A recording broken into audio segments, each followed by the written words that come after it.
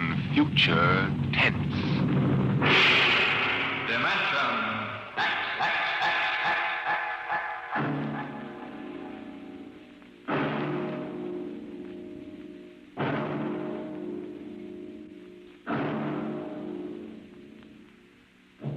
Can you predict the future? Can you tell what will come in 100 years? Or in 10? Or in the next minute?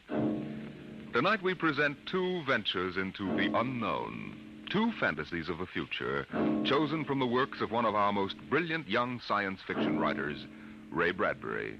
First, his story entitled, There Will Come Soft Rains.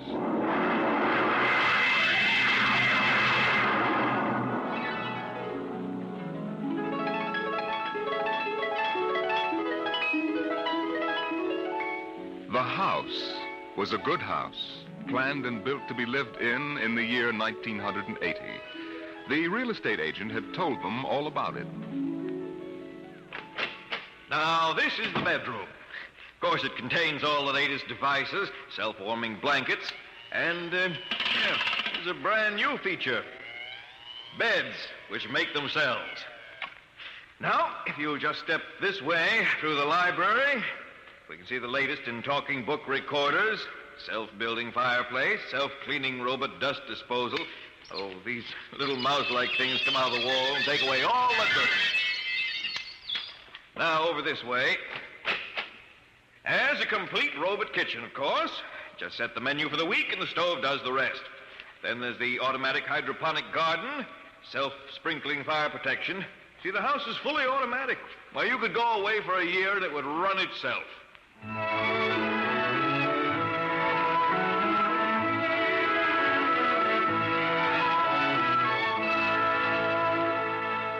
And so the family took the house. The man and the woman and the two children, a boy and a girl. And they lived contentedly, enjoying music and poetry and the rich, warm things in life. And the house fed them and slept them and entertained them. It made a good life for them. Until one day, there were 10,000 explosions, and the world shook, and red fire and ashes and radioactivity fell from the sky. The happy time was over.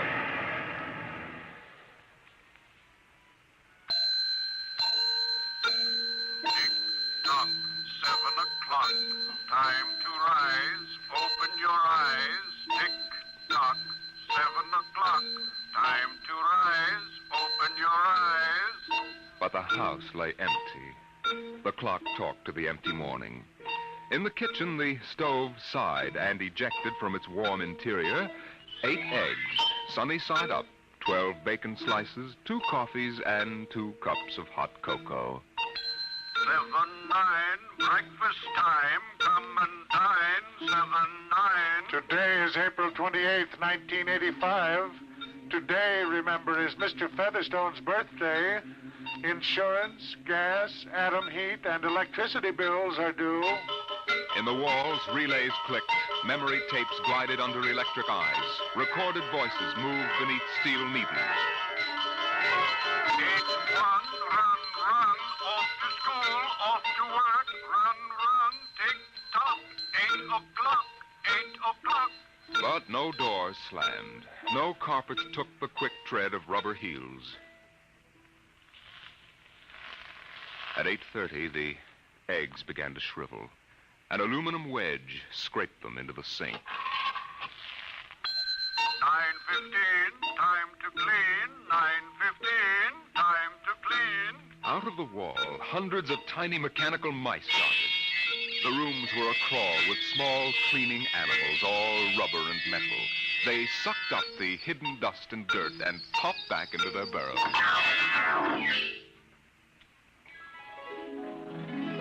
At 10 o'clock, the sun came out from behind the rain. The house stood alone on a street where all the other houses were rubble and ashes. At night, the ruined town gave off a radioactive glow which could be seen for miles. At 10:15, the garden sprinkler filled the soft morning air with golden fountains. The water tinkled, over the charred west side of the house, the side which had been facing the blast. It was blank, except in 5 places. One of the 5 places was a silhouette of a man mowing a lawn, just as he'd been the instant the radioactivity burned his image into the side of the house. Over there, a woman bent to pick flowers. Still further over, their images burned into the wood, were a small boy, hands flung into the air. Higher up, the image of a thrown ball, and opposite, a girl, her hands raised to catch a ball which never came down. 5 people. 5 spots of paint. On the front porch, the dog whined and shivered. The front door recognized the dog's voice and opened. The dog padded in wearily, thin to the bone, covered with sores. It ran to the kitchen and pawed the kitchen door wildly. Behind the door, the stove was making pancakes which filled the house with their odor, as prescribed by the automatic preset menu selector. The dog frothed, ran insanely, spun in a circle, biting its tail, and died. 1 o'clock, 1 o'clock. Delicately sensing decay, the regiments of mice hummed out of the walls, soft as blown leaves, their electric eyes glowing. 1:15. The dog was gone. 2:15. Bridge tables unfolded from the walls of the patio. Playing cards fluttered onto pads. Martinis appeared on an oaken bench. But the tables were silent, the cards untouched. 5 o'clock, 6 o'clock, 7 o'clock, 8 o'clock, 9 o'clock. Dinner was made, ignored, flushed away. Dishes were washed. In the study, the tobacco stand produced a cigar with half an inch of gray ash upon it, smoking, waiting, waiting. The hearth fire bloomed out of nothing. 9 o'clock, 9 o'clock. The beds began to warm their hidden circuits, and the phonograph spoke from beside the fireplace. Mrs. McClelland, what poem would you like to hear this evening? Mr. McClelland? Since you express no preference, The empty chairs faced each other between the silent walls. At 10 o'clock that evening, the house began to die. The wind blew the bough of a falling tree into the kitchen window, smashing it. A bottle of cleaning fluid crashed on the stove.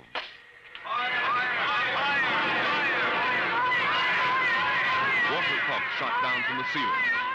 But the solvent spread onto the doors, making fire as it went. Other voices in other rooms taking up the alarm. The windows broke with the heat, and the wind blew in to help the fire. The fire crackled upstairs at paintings, lay hungrily on the beds, devoured the rooms. The house began to shudder. The bared skeleton began to cringe in the heat. The wires revealed as if a surgeon had torn the skin off. Voices screamed in every room. Windows snapped open and shut like undecided mouths.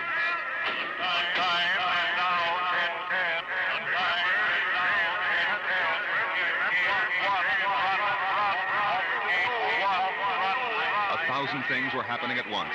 Like the interior of a clock shop at midnight, all the clocks were striking, making a merry-go-round of squeaking, whispering, and rushing. In the kitchen, the stove hissing hysterically was making breakfasts at a psychopathic rate. 10 dozen pancakes, 6 dozen loaves of toast. Then, there was silence. The film spools were burned out. The wires withered and the circuits cracked. Then the house began to breathe its last. The beams began to give at the foundations. Long cracks appeared in the concrete. The seams were burst from the heat. And finally, with a huge rumble, it crashed into dust and rubble.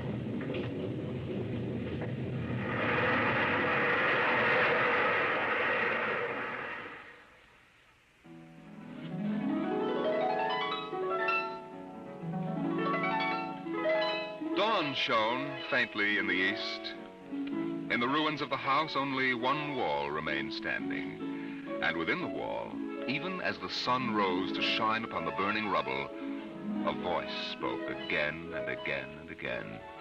No one would mind, neither bird nor tree, if mankind perished utterly. And spring herself, when she woke at dawn, would scarcely know that we were gone, that we were gone, that we were gone, that we were gone. Today is April 29th, 1985. Today is April 29th, 1985.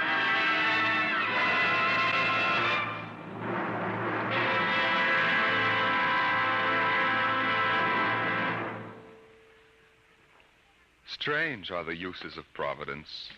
Is this how the end will come for mankind, with 10,000 explosions and a flash of radioactive gas? Or will destruction come more subtly, extended to us gently and innocently in, let's say, the hand of a child? Who knows in what manner 0 hour may arrest the world we know?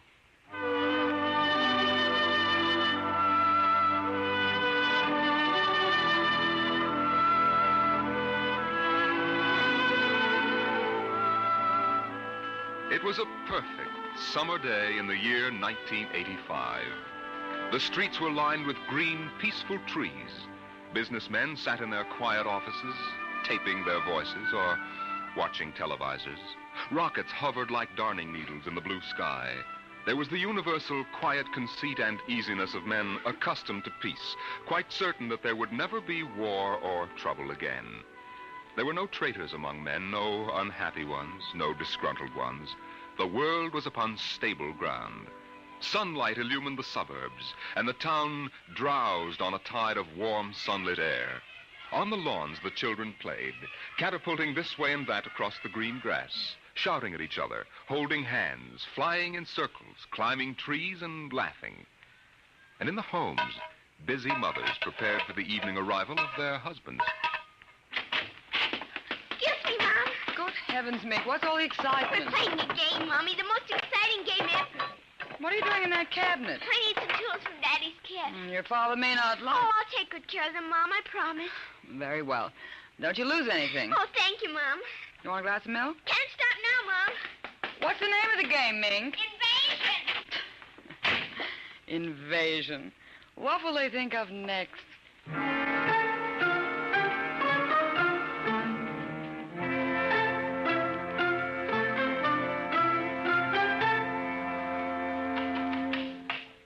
Now this, and this, and this, and this. Now put that there and bring that over here. Oh, no, you ninny. Now get back while I fix this. There, they want it this way, see? Here, just let me fix it. Oh, Mink, it's that smarty pants Joseph Connors. Don't let him play.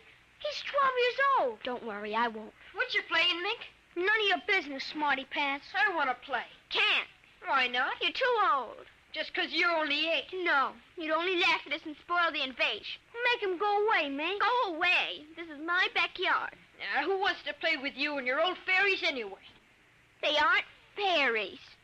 Nuts to you. I don't want to play anyway. Good riddance. I'm glad you didn't let him play, Mink. He'd only laugh. Now, we'd better talk to Drill and get some more instructions, Art. Now, here's your pad and pencil. Where is Drill? Drill? Here, Drill. Drill? Well, he's in the rose bush, I think. I'll talk to him myself, and you write it down in the pad. Okay. Drill? Drill? Okay. Drill wants you to write down triangle. What's a triangle? Never mind. Drill will tell us when he wants us to know. It helps the invasion. How do you spell it? Well, that's Drill. Drill, how do you spell... Here's your mother, looking out the window. Mink? Yes, Mother? Who are you talking to? The rose bush, Mom. Only it's not really a rose bush. That's Drill. Who's Drill? He's planning the invasion. Oh, I see. Well, you better come in and clean up for supper. Your daddy will be home soon. In just a second, Mom. You got that, Art? See, now what? 4, 9, 7, and A, and B, and X, and a fork, and some string, and a hexagonal droopy. Come on, on, Mink. Supper's in 10 minutes. Okay, Mom, just a minute. I have to tell Drill. I wish we didn't have to eat, though. It holds up the invasion.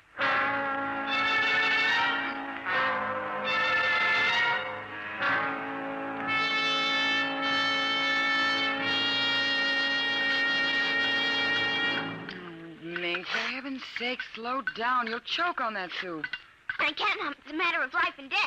What's a matter of life and death? The invasion. What invasion is that? Oh, just some silly game the children have been playing. Well, whatever it is, Mink, it'll wait until you've finished your supper, I'm sure. Oh, I don't want any more. You've barely touched anything. Oh, but Drill is waiting for me, Daddy. Drill? Who's Drill? He lives in a rose bush in our backyard. Imagination, Henry. Such nonsense. I've got to run now. You'll sit through dessert, young lady. Oh, gee, Daddy. And while you're at it, tell me more about this new game. It's Martians invading Earth, Daddy. What? Well, not exactly Martians, Daddy. They're from... Well, gee, I don't know. From up. And from inside that little head of yours. You're laughing at me.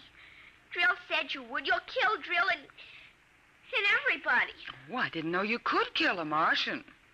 But it's not really a Martian, Mom. Maybe he's from Jupiter or Venus, even. Imagine. They couldn't figure out a way to attack the Earth. We are impregnable. Impregnable, dear. Well, that's the word Drill said, Well, anyway, that was the word, Mom, the same word. Anyway, so we're helping them. Now, who's helping who? Well, the kids are helping the Martians. Oh, fifth column, eh? Well, Drill says in order to make a good fight, you got to have a new way of surprising the people. That way you win. And he says also you got to have help from your enemy. Pretty slick, those Martians, using the kids for a fifth column, eh, Mary? And hiding under rose bushes, too, Henry. Don't forget that. Well, that's because grown-ups never look under rose bushes. Only kids. Oh, I see. Well, finish your fruit, darling. You can play for an hour afterward. Mary. Oh, it's so nice out, Henry, and there's no school tomorrow. Very well. Till 8 o'clock. Drill says after the invasion we can stay up as late as we want. No more bets either. Oh, is that so? We can watch all the grown-up televisor shows. I don't wonder this invasion has caught on among the kids. Well, some of the kids are giving us trouble, like Dale Britz and Petey Cherrick. They're growing up so they won't believe in the invasion. They make fun, worse than parents even. I hate them worst. We'll kill them first. I hope you're saving your father and me for last. But Drill says you're dangerous. What? But I think they'll let me keep you because I'm helping so much. I'll talk to Drill. Maybe we won't have to kill you. Mary, I think this nonsense has gone far enough. Can I go out now, please? Well, run along, dear. Don't worry, Dad. I won't let them hurt you. Mary, I think the child's taking this game entirely too seriously. Invasion. Now, Henry, you know how Mink is. Besides, all children have their aggressions. Better to get them out in the open, I suppose. Maybe you're right. I was wondering about bridge with the Jacksons tonight, Mary. All right. But, you look tired, dear. Why don't you sit in the relaxer for a while and get a massage? I'll sew for a while until it's time to... Oh, I wanted to call my sister Helen. Oh, good. Find out when her husband's going to return my golf clubs.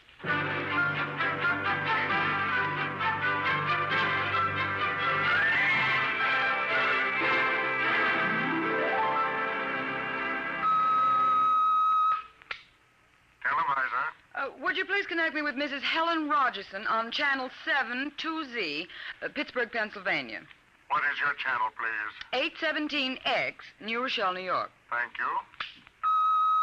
Just a moment. Go ahead. You can see your party now. Hello, Mary. How are things in New York? Fine, Helen. How are things in Pittsburgh? You look tired. Oh, I've been having a terrible time with the children. Sick? No, just underfoot. They've got a new game that's got me just about crazy. It's called Invasion. Did you say invasion? That's right. Well, isn't that strange? My Mink is playing it, too. My boy Tim is all involved with some imaginary fellow named Drill who's running the invasion. Must be a new password. Mink likes him, too. How do you suppose these games start? My backyard looks like a scrap drive. They've got every conceivable kind of mechanical gadget arranged out there. I talked to Josephine Schiller in Boston, and she says her kids are wild about it, too. It's sweeping the country. Remember when it was the Roomba? Please, dear, I'm not that old. Mommy! Oh, please, Minky, I'm on the televisor. Come on, see your Aunt Helen. Hello, Ming. Hi, Aunt Helen. Look what I've got. What is it, honey? Well, it's the yo-yo. Look when I unroll it. See? Well, Helen, look, it vanished. Where did it go? Into another dim... She means dimension. I say the darndest thing. My Timmy brought one home, too. I can't figure out how they work. Make it reappear, honey. There. See, it's easy. Oh, where'd you get it, dear? Jill gave it to me, Mom. Mink? Bye, Aunt Helen. Gotta run now. Mink, you come back here. I want to talk to you. Can't, Mom. 0 hours, 5 o'clock. Mink! Bye. Oh, I can't understand it. The child's never been so unruly. Helen, do you suppose that... What? Nothing. Just a wild thought that... Say, the reason I called, I want to get that black and white cake recipe, and Henry wants his golf clubs. I don't know what he'll do. What was that? I don't know. One of the children must have been hurt. I'll have to run and see. Call me back tonight, will you? All right, Mary. Bye. Mink, come here. Yes, Mom. What is it? Who screamed? Peggy Ann. All right, what happened? Well, she got scared and went home. Did you hit her? No, she just got scared. She's a scared baby anyway. We won't let her play anymore. She's getting too old. Now, Mink, tell me why she cried. No, I can't. Mink, you'll answer me this instant or come inside. I've had enough of this nonsense. Gee, I can't quit now, Mom. It's almost 0 hour. Then tell me what frightened Peggy Ann. Okay, she saw Drill. Drill? He almost came through. He was just testing. Through what? Well, those pipes and things we set up. She looked into one of the pipes and screamed. I guess she saw Drill. And no one hit her? Very well, Mink. I'll call Peggy Ann's mother and see how she is. And I'll call you for your bath in half an hour. Your father and I want to go out tonight. You won't be able to go out, Mom. Why not? 0 hours, 5 o'clock, Mom.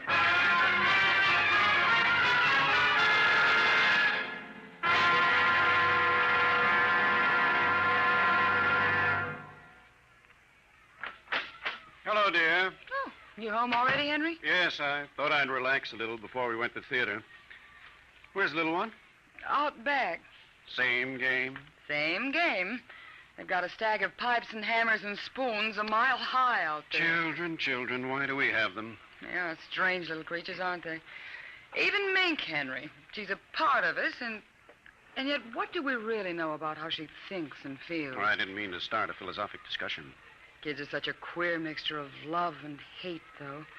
Even normal, healthy kids. They need you and they're dependent on you, and yet they resent that dependence. You sound like a child psychology course I once took. I wonder if they ever really forgive the whippings and the commands we have to give them sometimes. I wonder if we ever forgot them when we were children. Look, I'd like to discuss this with you, dear, but we do have a theater date, and it's almost 5 o'clock now. What's happened to the kids? They're so quiet. When children are quiet, you know there's some mischief. What's that sound? I don't know. Those kids aren't playing with anything electrical, are they? I'm sure they aren't. At least I Just don't... the same, I'd better go out and Henry. see. Tell them to put off the invasion. What? Mary, don't get upset. It's just a game.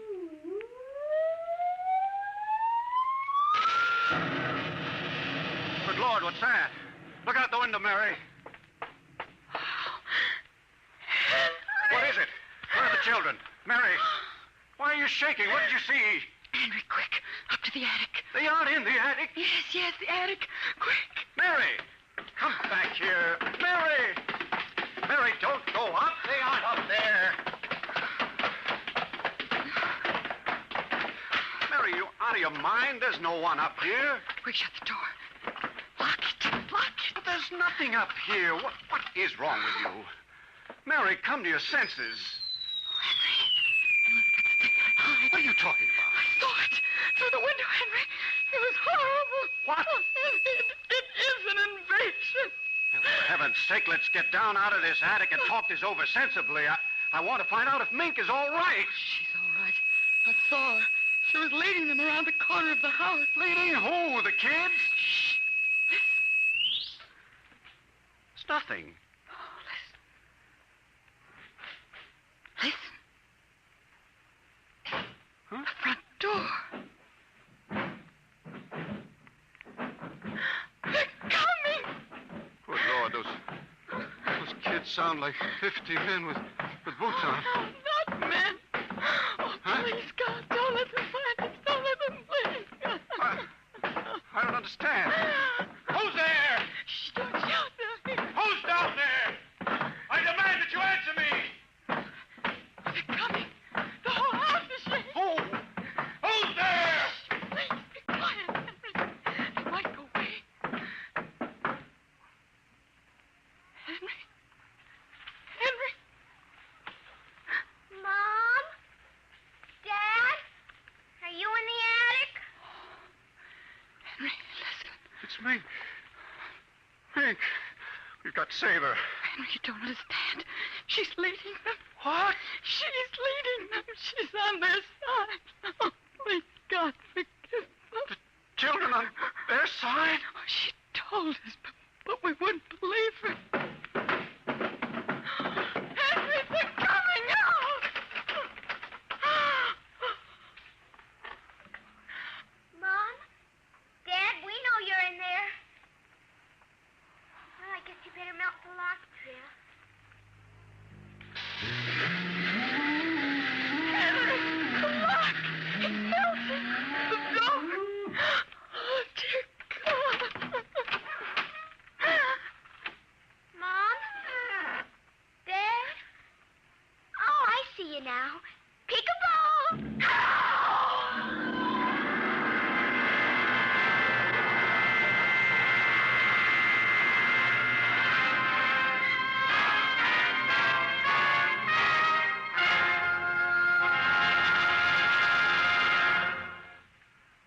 You have just heard another adventure into the unknown world of the future. The world of Dimension X.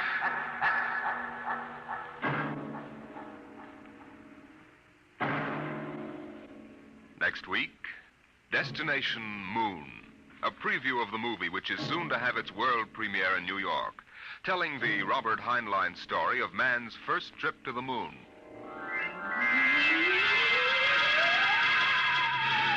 Tonight's adventures in Dimension X. There Will Come Soft Rains and 0 Hour were written by Ray Bradbury and adapted for radio by George Lefferts. Featured in the first story as narrator was your host, Norman Rose. The leading players in 0 Hour were Denise Alexander as Mink and Rita Lynn as the mother, Roger DeKoven as the father. Music by Albert Berman. Engineer Don Abbott. Dimension X is produced by Van Woodward and directed by Edward King. Robert Warren speaking.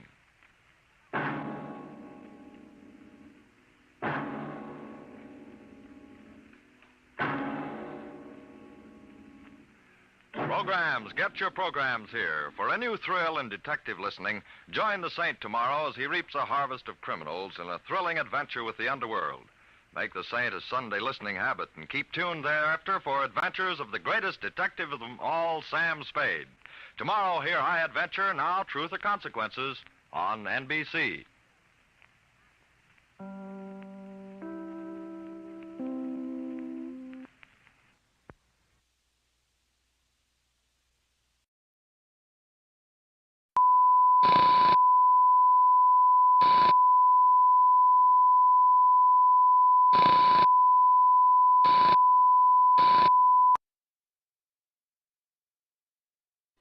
Testing 1, 2, 3. Check.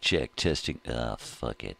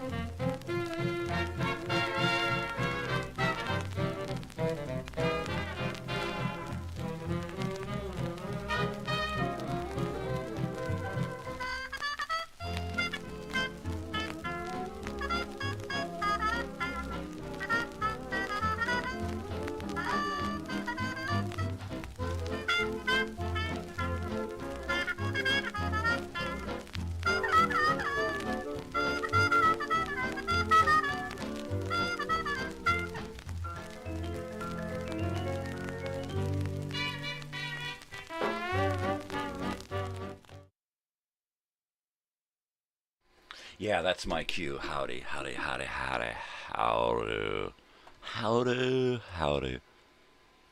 How's it going, people? Let's see. Let me just do a couple of little clicks here on the old click-o-meter here.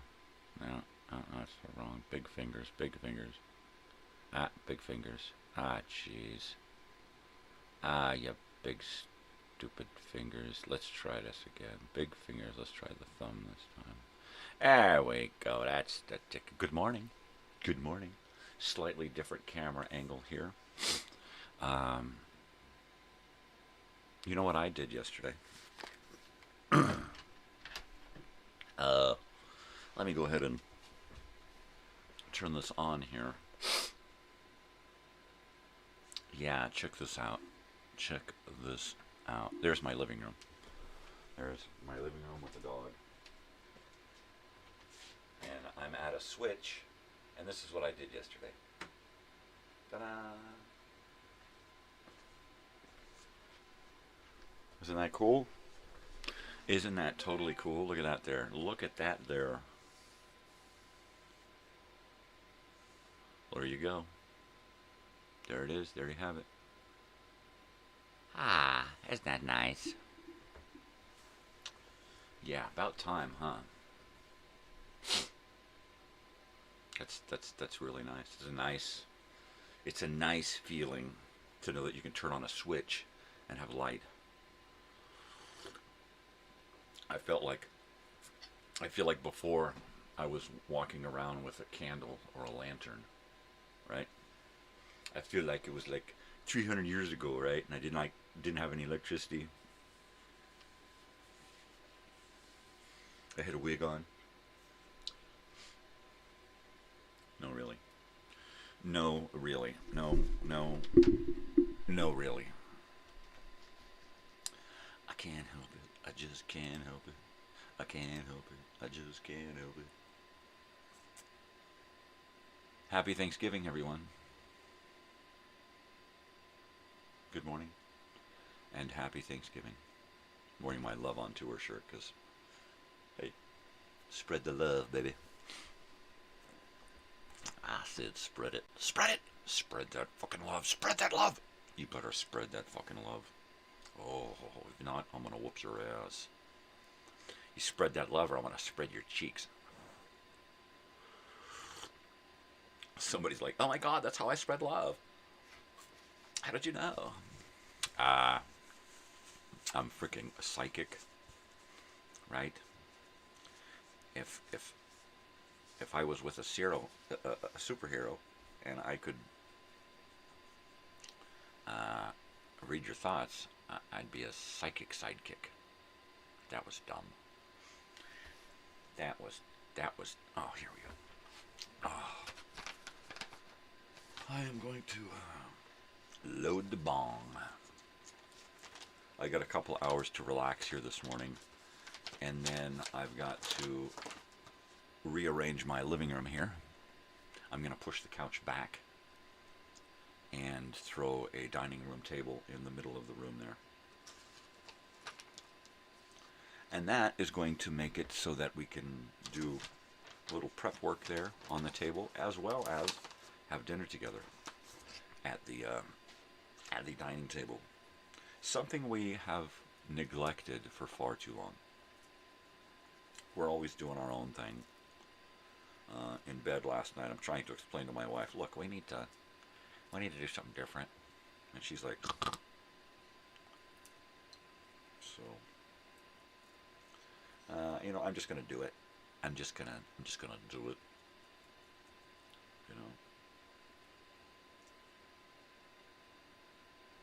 I mean, mostly because I'm gonna have to make meals that I can eat without teeth. So why not be in the kitchen? I won't be doing much. I won't be going anywhere, going out, going to the store, doing these regular everyday things for a little while.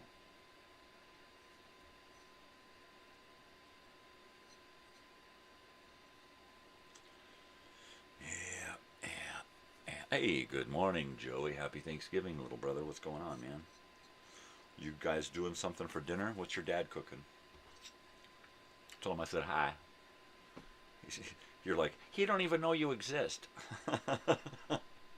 I don't want to tell him I'm hanging out with some old guy. Don't want to make him jealous? Right? Hey? I guess I would probably be jealous if my daughter had a friend my age and hung out with him more. That would really bum me out. I guess it's different with guys, though. Anyways. What do you think of my new light? Huh? Look at that.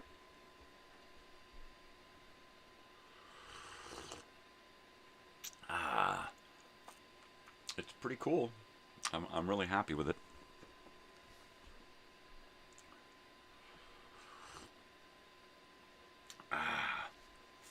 Yep, gonna be cooking turkey here soon. Soon like a goon. It is Thanksgiving, so I was kind of hoping that I could get somebody that I know to come hang out, right? Like family or something. So every morning I post on Facebook, hey, I'm here, hello, anybody, anybody. And nothing, I get nothing, zip, zero, zilch, nine, niente. I don't get anything. That's a couch cover. It's a really nice couch, but that's a couch cover. We put it on because, of course, we got big doofus dog there, and all the other little meridians. So, and the middle is lumped. You can see the middle cushion over there is kind of got a little divot in it because Oliver likes to be a cat and sit up on the couch like that. But a friend of ours gave us that couch cover in lieu of having one when the couch showed up. So we put, I think my wife put a sheet over the couch first, and then we put the couch cover over it. A little extra protection for droolers, right? But we'll probably put a blanket or something over the cushions themselves that we sit on to give a little added protection. You know, every time I've had a couch, something has gotten spilled on it. A dog is going or something. You know, there's always been something. So I'm gonna have a little protection on this fucking couch. The last couch we got, it lasted about a year inside here. It was one of those little weird fold-up futon-looking things. It wasn't a futon, but it looked like one of those. You know, clickety clickety click click. It's too far. Click click clickety clickety clickety click. Oh, it's too far. Click click clickety clickety click. Okay, that's good. And it just got. It was uncomfortable, and it got old, and the dogs were always on it, and it sits outside now, and the dogs use it to sunbathe. But this couch, it comes with a little ottoman there. You can't see it, it's under a blanket, but that little ottoman's got a little compartment, which is cool, for little blankets and things. I'm real happy with not just the couch and the light, but the living room in general. It's now a warm, happy family place to be. Before it was my studio. It was just a couple of chairs on a table and all of my studio crap. And now all of my studio crap is over here, jammed into a little corner, and I have a living room. Ain't that sweet? Let's see, I'm gonna hop on to Facebook and see if my brother is around.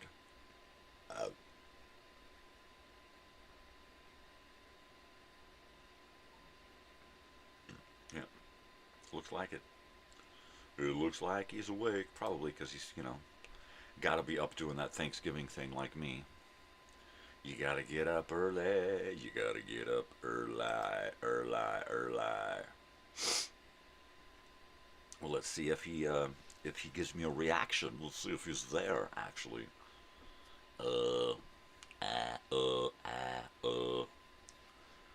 I've had too much sleep, so I'm getting weird. Sorry. Stop apologizing, you fruit.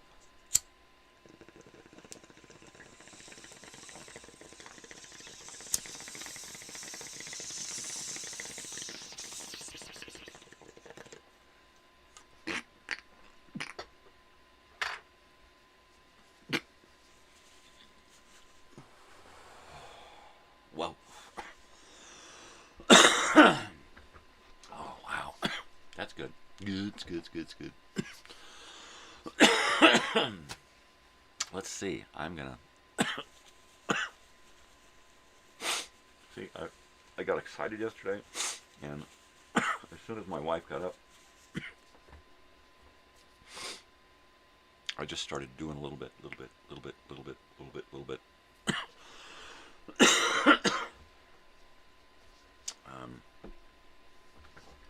And then we went out and cleaned a house yesterday up to Alta Vista, the Alta Vista house up on the hill. Not the one closest to us, but the one across town up on the hill. Joey knows what I'm talking about. So we cleaned that one, and then what did I do?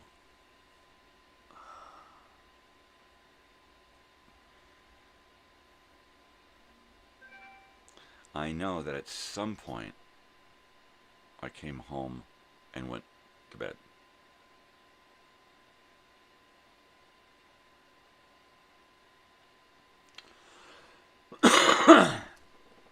I jumped in bed until my wife got home.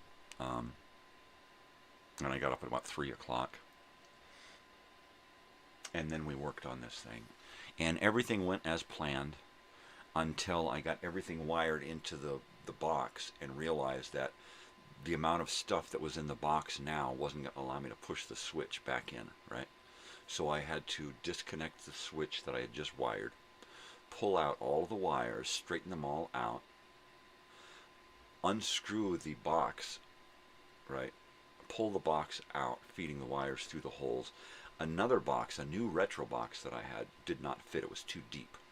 So I had to cut the back off of the retro box and just have about an inch of the frame of the box round to screw into the wall.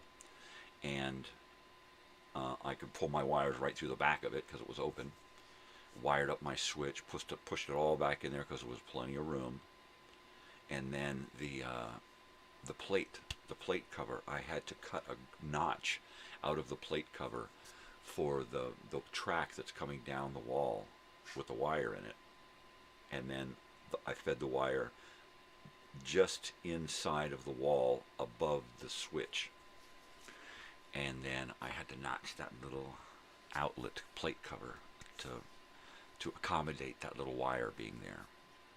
But everything is good. It looks good. It's all covered with conduit. It's to code. Everything is correct. It doesn't go into the wall. It follows the ceiling and the wall down to the switch, and it's covered with that little plastic tubing conduit stuff. It looks really good. It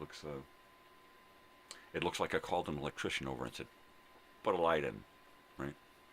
My wife's like, "I don't understand how you know how to do all of these things and how you can just play with electricity like that." And I said, "Well, first of all, I ain't playing." And you got to remember, there's the very first rule of electricity. Anybody? Can anybody tell me the very first rule of messing with electricity or working with electricity? Anybody? What's the first rule? I'll give you a second while I load a bong in. The very first rule of working with electricity, i.e. installing switches and lights and that kind of stuff. What is that first rule?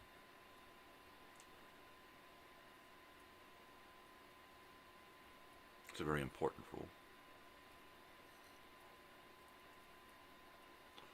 My wife's like, "Don't touch it." I'm just like, "How do you not touch it? You got to work on it. That's not a rule. That's not a thing." Yeah. The first rule of working with electricity. What do you do first? What's the most important part of it? Anybody? Anybody? All right, I'm going to tell you. The first rule when working with electricity is make sure it's off.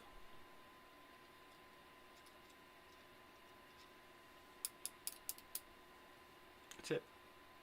That's the first rule. It's like the main rule. Make sure it's off. You know what the second rule of working with electricity is?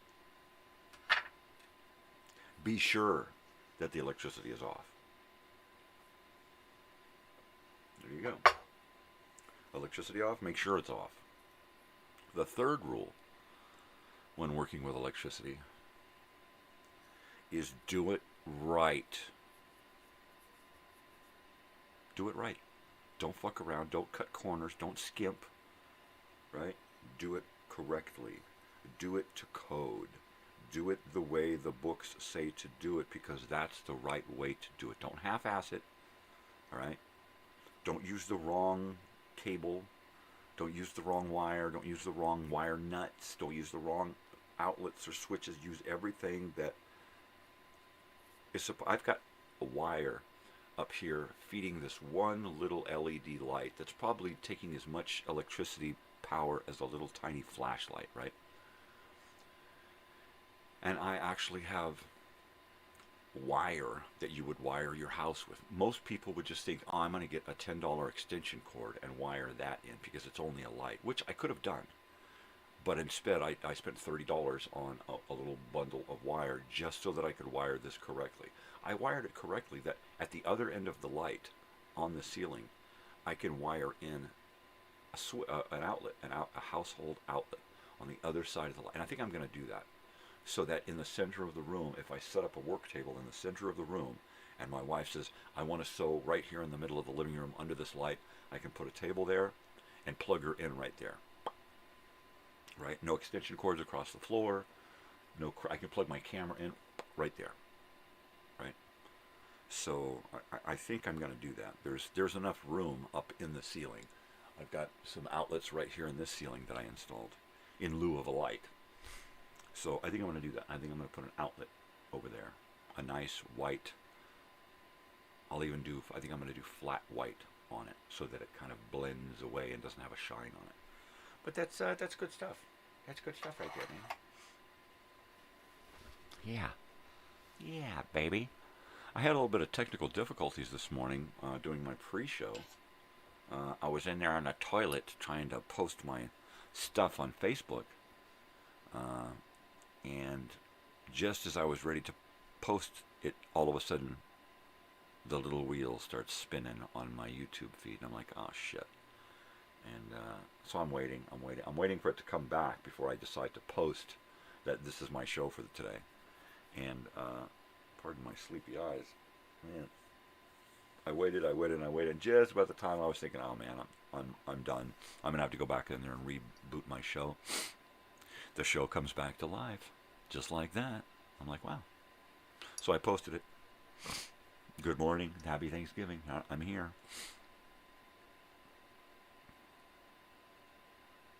I am here, babies. I'm here. I'm weird. Get used to it.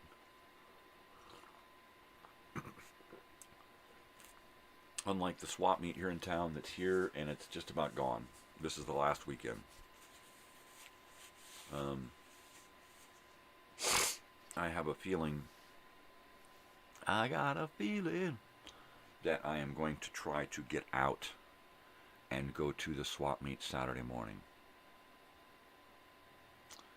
I'm going to go by the bank and get, 30 or 40 bucks and go by the swap meet and see if I can get a few things last minute from people who just don't want to drag the shit home anymore.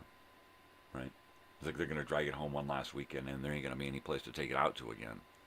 They're going to start doing yard sales and shit from their houses to get rid of all this shit. And that's a bummer. Right? A lot of these people have booths there, and in lieu of having a booth, they just have a table with shit spread out all over it and stuff piled around it, and they just cover it up before they leave. And then when they get there on Saturday morning, they just uncover it, if the wind hasn't uncovered it already, if the rain hasn't destroyed all of their stuff.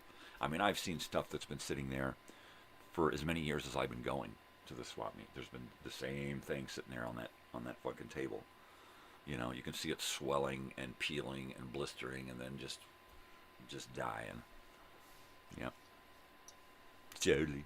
Freaking totally, man. Yeah. A little too much sleep lately, and I'm really starting to get goofball here, but I had to get a lot of sleep over the last day or two. Thanksgiving Day always takes a lot out of me. Joey, you didn't answer me. You guys, what are you doing for dinner? Is your dad cooking? You guys do a turkey or a duck or a ham or what? You know, kidney pie? I don't know.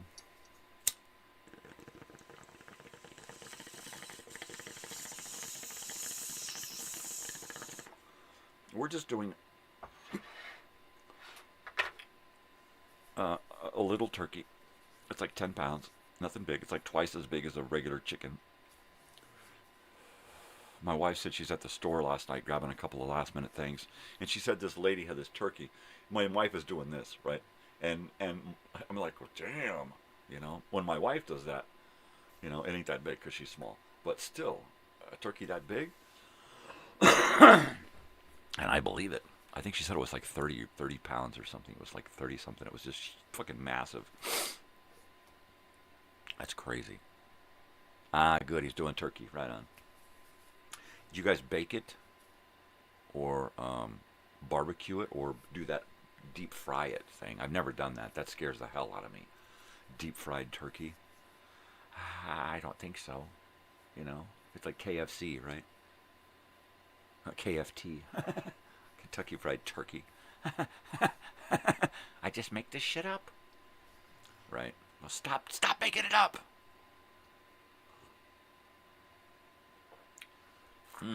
All the trimmings? Or are you guys doing like turkey tacos or turkey tamales or something?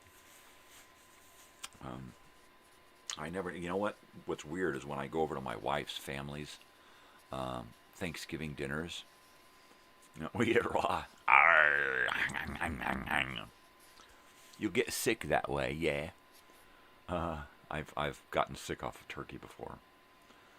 We let my brother cook a turkey once, and knowing nothing about cooking, he put it on low, thinking it was just gonna. If you cook it at half of the temperature, it'll just take longer to cook. And the turkey went rotten in the oven, and we didn't really realize it, of course, because by the time we got to the turkey, it was smelling pretty damn good, right? And nope, never gonna do that again. Yeah, I'm gonna do all of the trimmings. Of course, my wife is like, she was at Walmart a couple of days ago, and she said there were giant pallets filled with potatoes and a pile of sweet potatoes, and she said it's all gone. She said there's dust in the bins. There was like nothing left. No cranberries, no potatoes, no nothing. So she had to shop around from store to store just to gather up the couple of things that we neglected to get a couple of days ago. A bag of cranberries, right? I like to do whole, fresh cranberries. Sweet potatoes, whole, fresh sweet potatoes. It's one of those meals that everything is made from scratch except for like the soup that goes into the green bean casserole and the pies. I got no time to make pies, right? I'll probably get my wife to whip up the bread machine, and we'll either do a loaf of fresh bread, which is probably going to be it, a loaf of fresh bread, so that we can have hot buttered bread with dinner in lieu of, that's like the third time I've said in lieu. God, it's 4 now. Yeah, we didn't get any biscuits or rolls or anything, so we'll make do. I didn't say it. I just said do. I didn't do it. Now I got a do thing going on. Morning dew. I just make this shit up as I go. Morning dew. That's a Grateful Dead song. Not exclusively. I can't remember who originally did Morning Dew. Some broad from the 70s or something.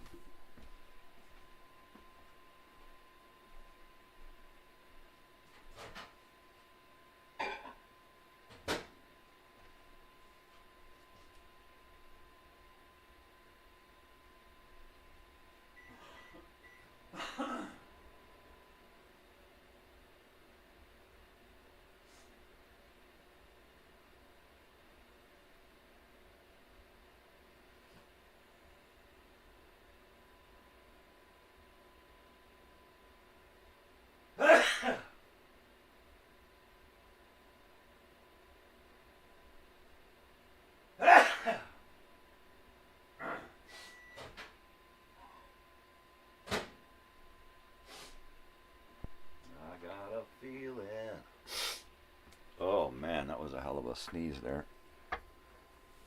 Good to eat it raw. Yeah, good to eat it raw. That's what she said. She said, eat it raw, fucker. I don't wanna. I don't want to. Please don't make me do it.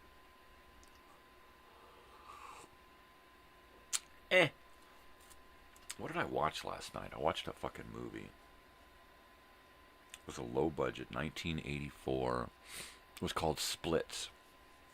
Right? It was supposed to be some kind of roller disco movie, right? But it was not. Not in the slightest. It was a movie about Hooter College and competing sororities. The main theme of the main plot of the movie was this 3-girl band and their manager, and they're in this college, and the girls join a sorority that's like the underdog sorority to help them win at a soccer game. And then the dean says, look, we're going to kick one of these 3 sororities out, so we're going to make you all 3 sororities compete in these sporting competitions. The loser has to not only abolish the sorority, but move out of the house and leave the college. And the house, the sorority house, will be turned into a sewage treatment plant, right? Pretty lame, but it was a really, really funny, kooky movie. I had seen a couple of the girls before in some low-budget movies. I think one of them was in maybe Bikini Car Wash. There was this gas station chick movie.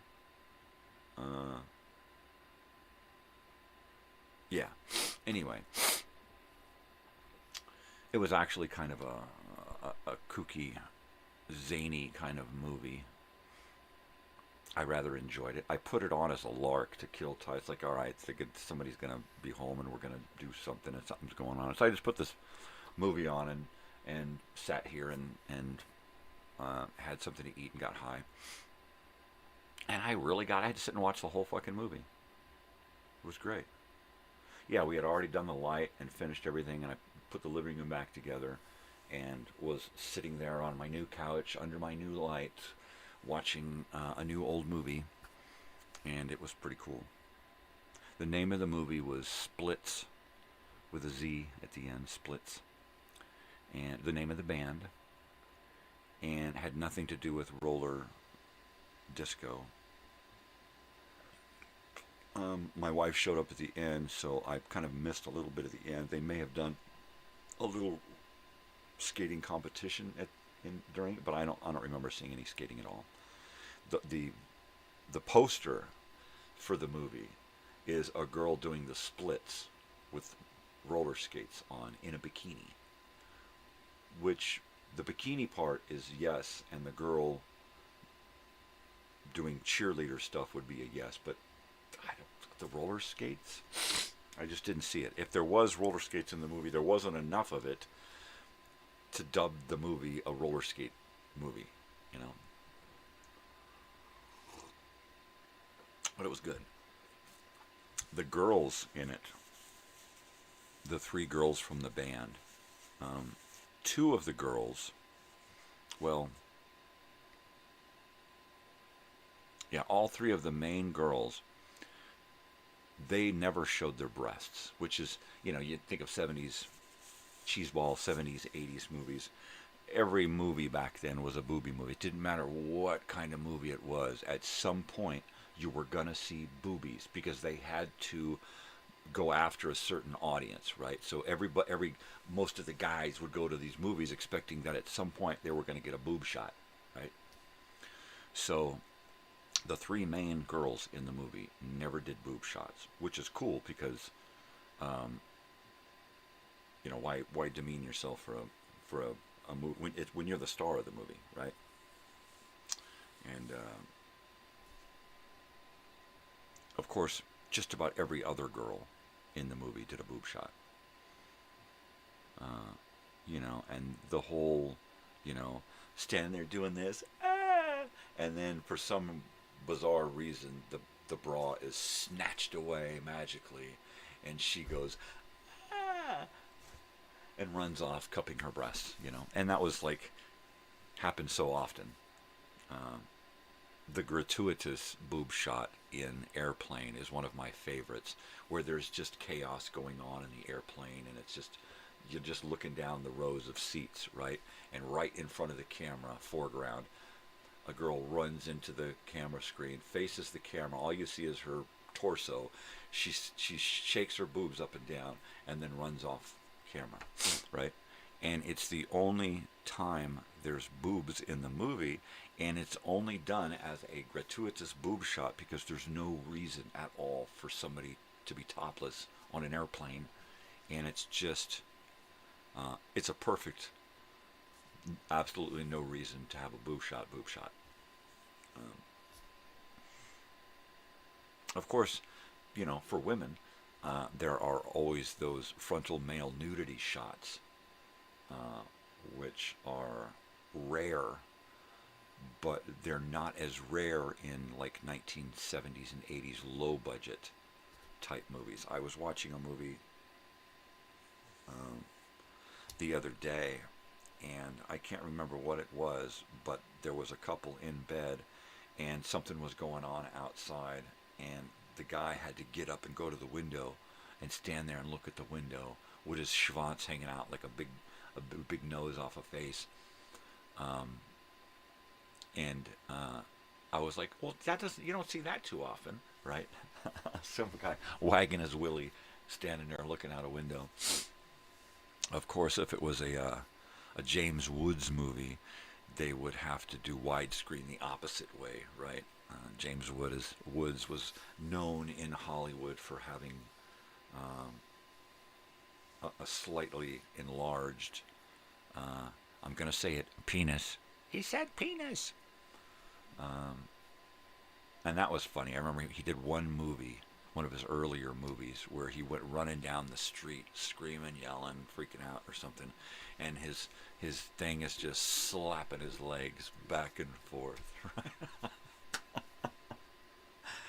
And there were a lot of girls in Hollywood that's watching this going, let's get, honey, can we get James Woods in a movie? Yeah, he probably got a lot of his stuff on a casting couch, because he wasn't that great. He was kind of one-dimensional, acting-wise. He could do a couple of different, but mainly he just did his James Woods thing, like Christopher Walken. He would just do his Christopher Walken thing, right?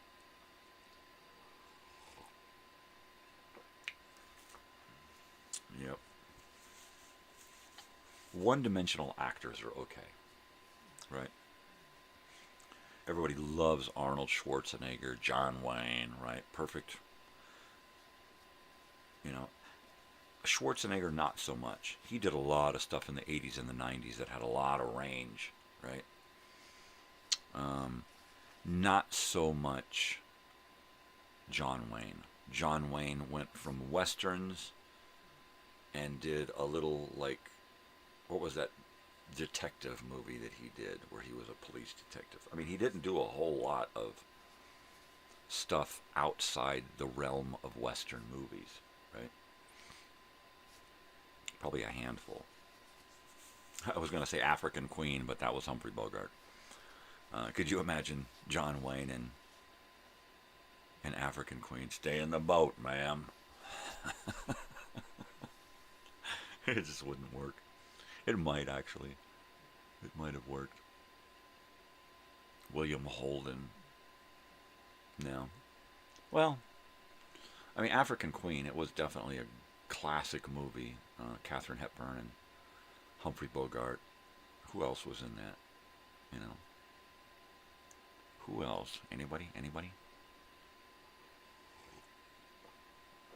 I don't know. I can't really figure it out. I think I should eat some of this strawberry flavored cereal bar here. Strawberry fruit bar. I gotta put something in me. Something.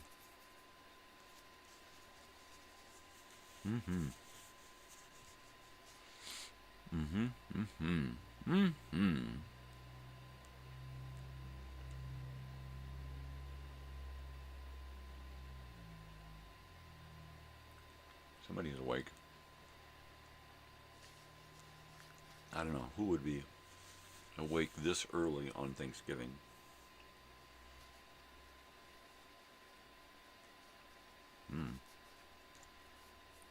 So we got a couple of houses to clean. We're going to try to get the turkey in the oven before we go. And then I'll be gone for like an hour, hour and a half, and then come back. And then be here to monitor the turkey. Yeah. Yeah. What are you going to do, huh?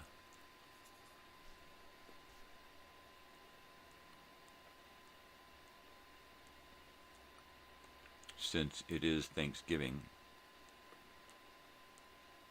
I'm hoping that the people checking out at the house that we share are going to be out ultra early,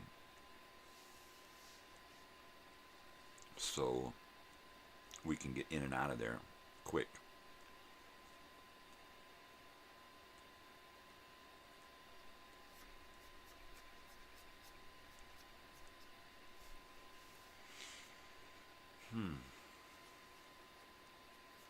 Totally.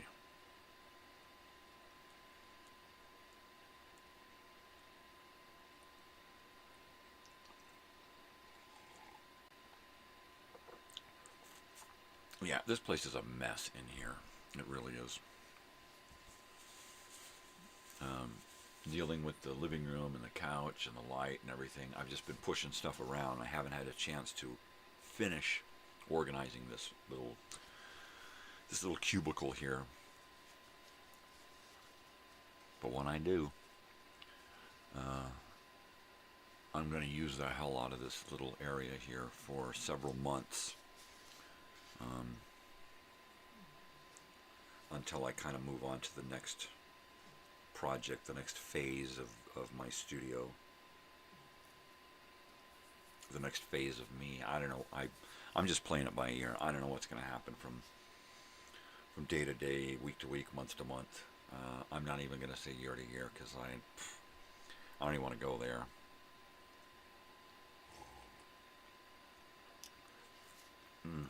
I just want to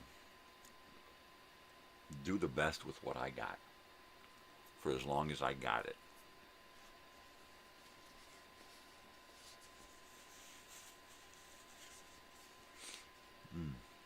Well, just thinking about eating healthier, actually I feel better this morning. It's some of it's really psychological.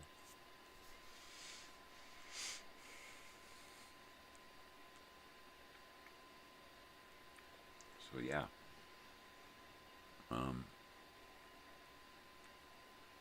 my next trip to the res, to the pot shop, I'm going to be getting some more of this, whatever this is, Azul, if they've got it, and some gummies.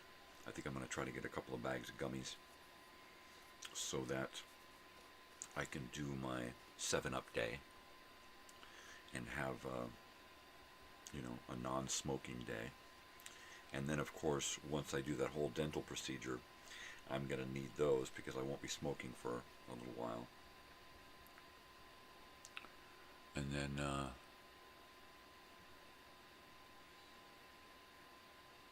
yeah, along with my food habits, I need to change my vices.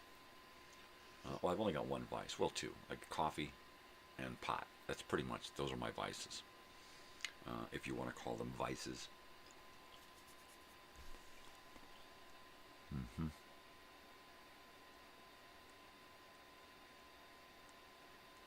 So I just need to dial them both back.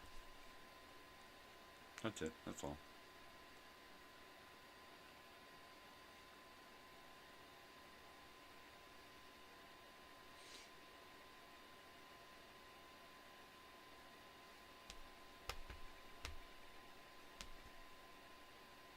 I don't even want to do 1 day a week with coffee, because I'll fall into that, I'll just have it again tomorrow. I'll just have it again today. Come on, give me some more. And I'll just have a little half a cup. I mean, I really need to ease up off that fucking coffee shit. The only bummer is my system gets trained to be activated by certain things. Coffee, used to be coffee and cigarettes would activate my system, meaning I gotta go to the bathroom. It's unfortunate when your body relies on these things and then you remove them and then your body just doesn't work right, you know. So I am probably going to taper off with the coffee a little bit, meaning I'll just do a half a cup, dumbed down with some milk and sweetener, and then start dumbing that coffee down with a little decaf. Do a little half and half thing, and try to ease back so that by the time I'm done, it's like, what's the point? I might as well just drink some tea.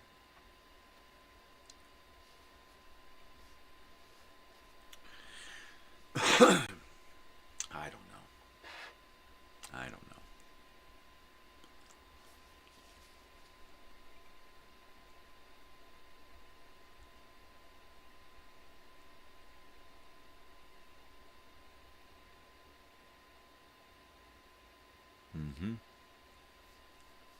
It was YouTube. I found Silver Streak the other day and watched that. One of my favorite movies from 1978, I think. No, it had to be earlier than that. It was the first movie with Gene Wilder and Richard Pryor together.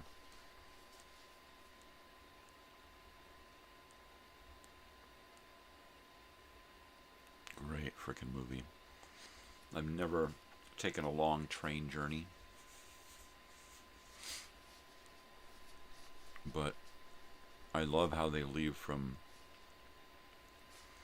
downtown Los Angeles at the Central Station there, right across the street from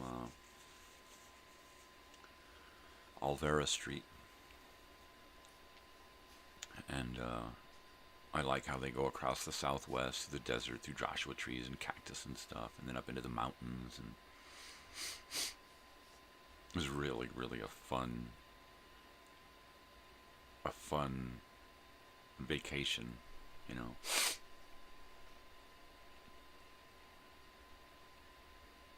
Yeah, just about all of Gene Wilder's movies.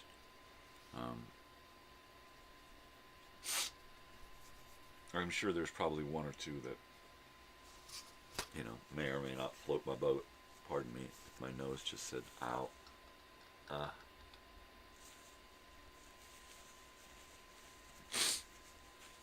Oh, pardon me. Of course, my wife says last night, I think I'm getting sick. Why, yada. So I hit her up this morning. I heard her in there doing a little bit of coughing and clearing her throat. So I went in and asked her if she needed any water or honey or tea or something. It was a negatory.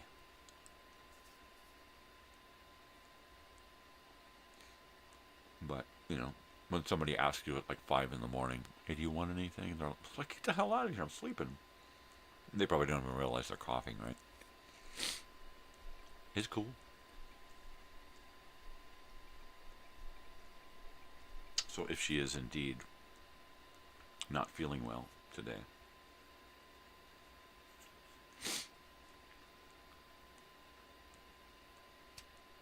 it's going to depend on how she's feeling. But I mean, I'm in pain, but I can still move and do stuff, right? And if she's just not up to leaving the house, well, then I'll just go clean both houses and she can just stay here, right? she probably won't do that. She's a trooper. But if we can go to the first house and I can say, okay, you know, make the beds and leave, and I'll deal with the rest. And she can go up to her other house and deal with that one. You know, I kind of wanted to get the turkey in the oven before we left, and then be back within like an hour. I mean, the thing isn't even going to be hot by then. And then, you know, I got potatoes and sweet potatoes to peel, green beans to snap. I got to get some stuff into the bread machine. So yeah, there's quite a bit of stuff to do, and I need to try to squeeze in a nap, right? Or I will not make it. I'll get everything ready, and then I'll pass out before I can eat. I know. I mean, I totally took a nap yesterday, a couple hours. I got to sleep pretty early last night. I had all of this stuff. My main computer here was running really weird. All my programs were glitchy. And so I did a bunch of rebooting. And let me turn this on. Sounds normal. It's kind of got a little bit of a hum to it. But it's a constant hum, and that's what's important. Last night it kept building up speed and humming and building up speed and doing all kinds of weird stuff. And then my editing program was really glitchy. I haven't tried it yet. I'm hoping the glitch is gone, that it was running some kind of program in the background doing maintenance or something. So fingers crossed that when I get back to editing, everything will be a-okay. But last night, before I went to sleep, I did a cleanup on my video driver, my graphics driver, and then reinstalled it. And I have to do that once in a while anyway, because this program, this OBS program, gets finicky and starts acting weird, using too much CPU, slowing down. And then, so that's what I have to do to cure that. And I thought, well, if it works for that, maybe it's going to actually work for the video editing program, because the video editing program, I would imagine, is running off of the same graphics card, the same graphics program too. So there you go. Right now it sounds good, looks good, everything's working good. It's not using up too much CPU. It's running at the right speeds and everything. So fingers crossed. I just want to get back to editing all of the shows for the next couple of months and be able to jump in and edit stuff for the thing we're working on. So I want to do I want to take the stuff that we shot, and I want to get 3 good video snippets, at least 5 to 15 to 20 seconds long, right, depending on what I can do with what I have. So I'm just gonna, you know, see what happens. I hope this thing is running faster, because it would really bum me out if I started having issues. I stopped editing over on this one, the really big stuff, because it was just too glitchy, and I couldn't line things up correctly, because I couldn't push play and see where and let things roll out smoothly and see where they line up. And if thing is like tick, tick, tick, tick, tick, tick, tick, tick, I don't know, the sound isn't, it's fucked. So fingers crossed this one's back to normal. I need a desktop. I need a really good desktop computer. Doesn't have to be new. Can be for like gaming or something. I don't use any really crazy editing programs. So it should be, you know, a big help if I can get a desktop. So I'm going to be looking possibly around the holidays, since that's kind of right now, money's kind of picking up a little bit, and I might be able to find something. I would prefer to get something new, or new refurbished.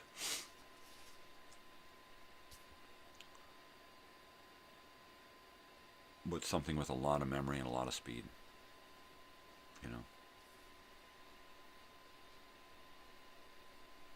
My studio is running off of 2 laptop computers. One of them is running Windows 10 and one is running Windows 11. I don't even know what the current Windows programs are right now.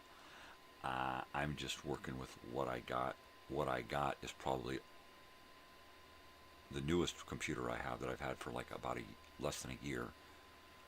Is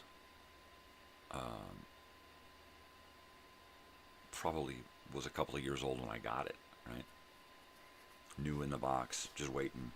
We got a bunch of them. Nobody wants them. I got it through, what was it, QVC?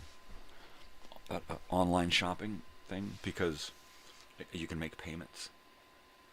And I got this computer, same thing, through payments. The computer before this, I got same thing, through payments. And you can get them with a warranty that's not too expensive.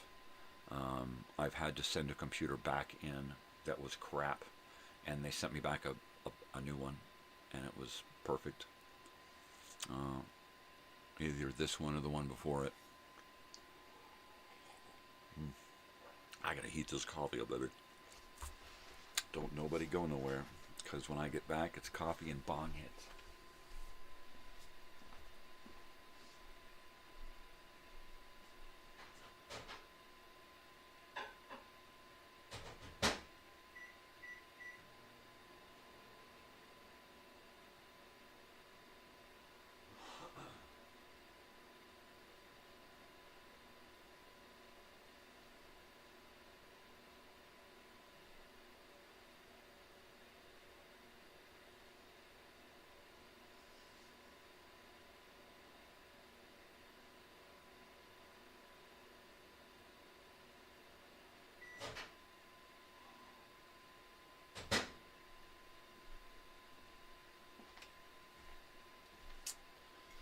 So one of my interior project goals is to create a crow's nest for Oliver. Oliver, the little half Chihuahua, half something, he likes to get elevated positions, looking down, you know. And so he's always, if you go into my room on my bed, I use about 5 pillows to sleep. My wife uses 2. And then there's one in the middle, right? That's just kind of a buffer for me to rest my arm up against when I'm sleeping. Otherwise, I smack my wife in the face. So on my side of the bed, there's, you know, upwards of 6 pillows piled up. And if you go in there, he's on the very top pillow, sitting up there looking down. Hey, where's the dog? Oh, there he is. So I have to keep a special pillow on the top for him to sit on. So he's not resting on my pillows. But it's kind of funny that everywhere he goes, he tries to get up on the couch. He likes to get up on the back of the couch. This couch doesn't really do that. If there was no couch cover on the couch, he would get on top of the cushion and the cushion would just fall over. But because it's got this thing wrapped around it, it creates a little place for him to get up and rest. And I'm thinking, you know what would be great is if he could get onto the back of the couch and jump up onto something behind the couch that had a little round nest, right? Some little nest that he could jump up into. He would love that. That would be his, you know, and it would just have to be like up, like a foot higher than the back of the couch, so that when you're sitting there, it's just above your head, and it doesn't fuck with you. Something that he can still jump up into.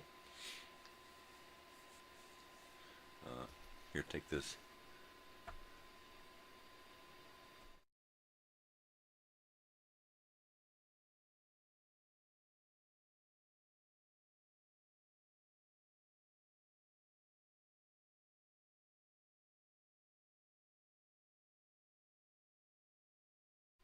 pardon me, I had to sneeze and then repair afterwards.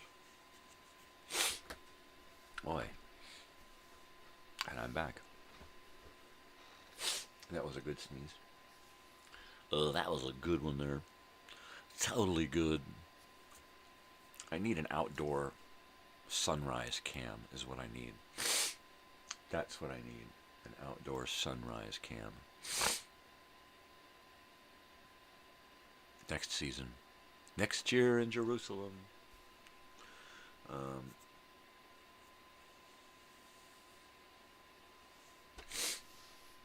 Yeah. I don't know. I used to plan a bunch of stuff, and I do about, out of one thing out of every 10 things that I would plan. When I started doing this channel, that kind of changed. Now I plan, 10 things, and I'll actually, ooh, that was a long blink. I'll actually pull off at least half or more. My daughter especially, she'll plan stuff, and if she plans something, it's gonna happen, right? So that kind of attitude, she's kind of passed on to me. So yeah, when it comes to my channel, I've kind of tried to adopt that, where, let's plan, but let's try to accomplish more of what we plan than we used to. And then some things I'll plan and I'll give it a shot, and it's like, it's a little extreme to do something like this on a regular basis, right? Some of the videos that I did, they were really big video productions, meaning that I would have to shoot a lot of video and then do a lot of editing and then a lot of post-production stuff. And no, I can't do stuff like that because it takes away from everything else. So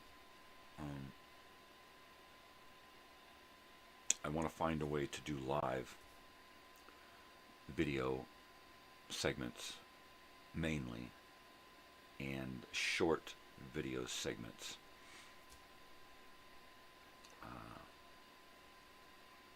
as elements for the longer live video segments. I still want to do the morning show when I come back, and I still want it to be 3 hours, but I want to make it 1 hour like this and 2 hours about other stuff. I'll just set, do this in the morning and then say, okay, let's do, the other thing. And then I'll switch to the computer. We'll play some morning graphics, and then we'll go to the next cam, and I'll step in, and there's another part of the show. Doing this as a one-man act is really tough, because I'm trying to pull off stuff that requires somebody to do this end of it and somebody to do that end of it over sitting on the couch, right? And if I had somebody here switching cameras from a camera looking directly at me to a camera looking to what's going on the table in front of me, to blending in video, talking to somebody else, a video call, right? And I can't do that as a one-person deal in two places at once. I have to do my video show from my video editor area. So the idea behind doing it all in this one little nook was so that I could set up cameras across the room looking in at me as a long shot, across the room looking in at me here as a close shot, and then over my shoulder looking down at a workbench, a work table, right? And that's probably going to be like right here, so that I can just turn around and be working right at a table, maybe right here. Just have the table here. So I use this camera, I use the main room camera, and then I have a camera looking right down at the table. I think that's gonna help me pull off both parts of the show, and then just have a segue intro themed thing, so I can go from the morning show into the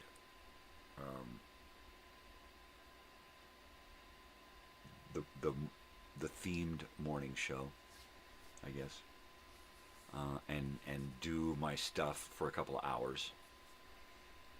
I'd like to just sit here and you know, like every Thursday, sit here and rebuild 8-track tapes, 8-track players, that kind of stuff. On Mondays, sit here and look at video cassettes and talk about them, work on video machines, talk about how to clean the heads and that kind of stuff. Have conversations. Old time radio, I'd love to get from the sidelines on here on Old Time Radio Wednesdays and sit and talk about old time radio. He is an encyclopedia of information about old time radio, and I'd love to just have a sit down chat with him every once in a while. And you know I'm probably reaching far beyond my grasp, but that's what I do. And on occasion I hit one. You know, I started this morning show almost a year ago, and I'm gonna go to just about a year before I gotta go, but that's quite an accomplishment. I did Nighttime Nonsense and Nostalgia for several weeks every night, and then I went to a month or two worth of doing a Friday night show. Tonight we're going to see episode 11 of the video Time Machine, which is almost 2 hours long. Thanksgiving special.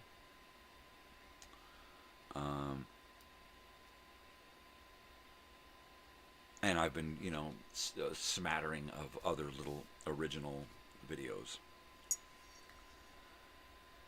But when I come back, I want to have kind of a different slant on what's been going on. Right? Get more involved in the channel, have everything programmed out months in advance so that I'm working on live stuff with a purpose, right?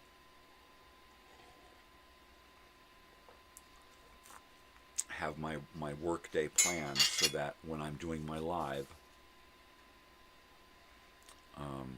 and get done with my live, I go right back into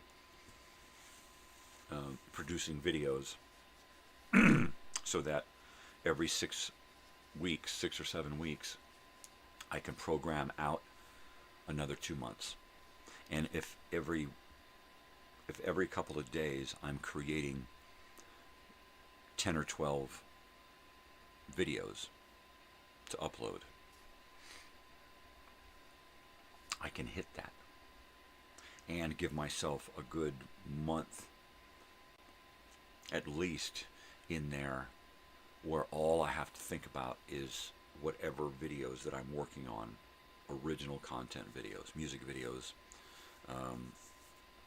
additions to some of the stuff that I've created as episodes, and try to get back into those.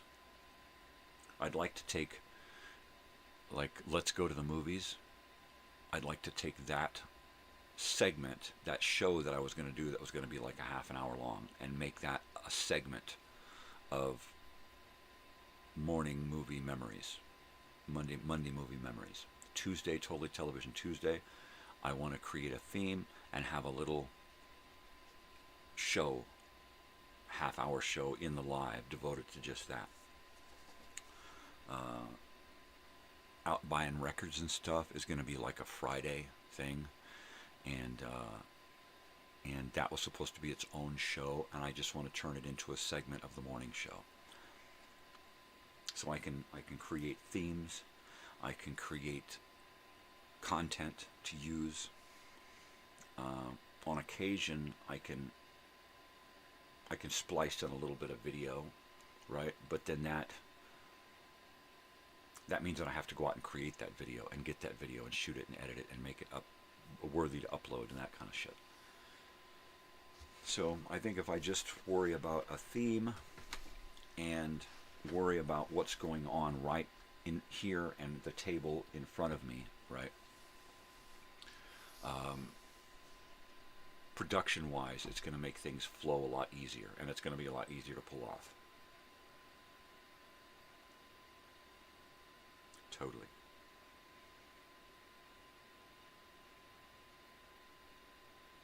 Yep. Yippers.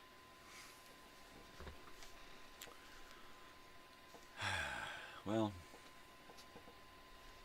looks like my brother's not on. He's not up. His wife is, but he's not. Looks like everybody's going to be on Facebook today. Everybody.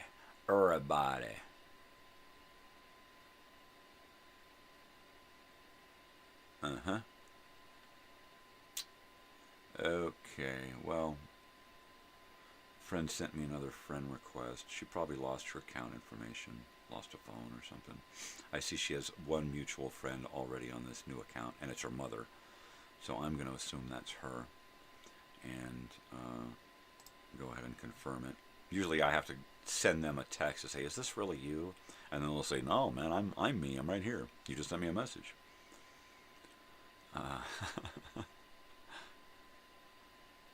But I'm just going to assume that it's from her. That's what happened.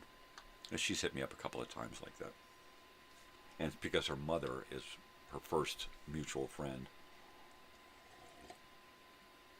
Yeah, I'll go for that.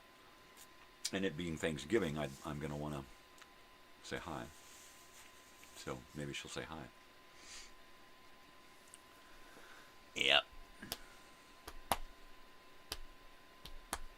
It's awfully bright in here now.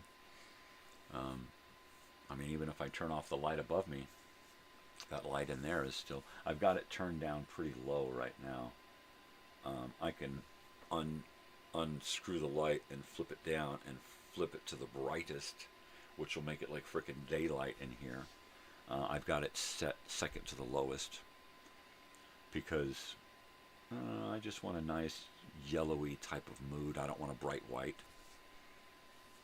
I like a dingy white. Makes me feel like those old light bulbs, old incandescent bulbs. And when I hooked up the new three-way switch, it was a two-way switch for a light that used to be here and an outdoor light.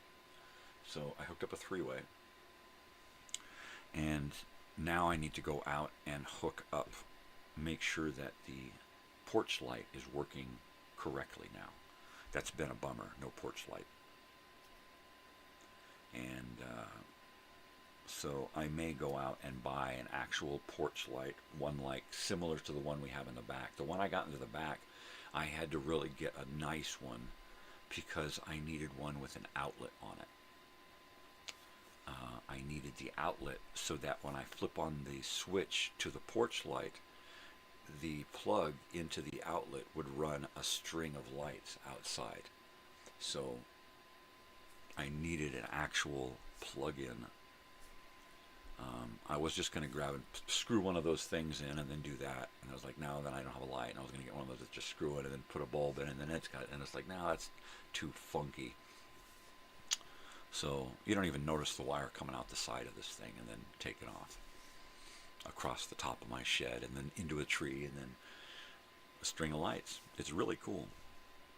But I want to get something similar for the front. It doesn't have to be the same, doesn't have to have a plug on it. There's an outlet right there. And then get something in there that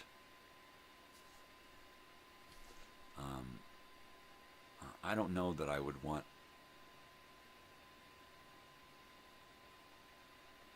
the sensor one. I think I would just want it on all the time at night, right? Since we're right here in the park and my van is parked out there.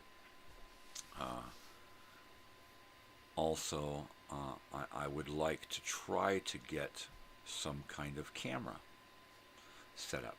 I'd like to get a 4-camera system and have a camera on each corner of the house facing a different direction, so so that every angle is covered, right?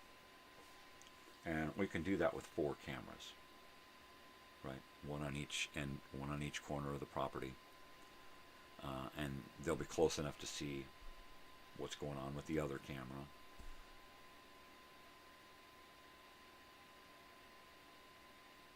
I've wanted that for years. Most of the tweakers have left this place, but I still, it's a good idea.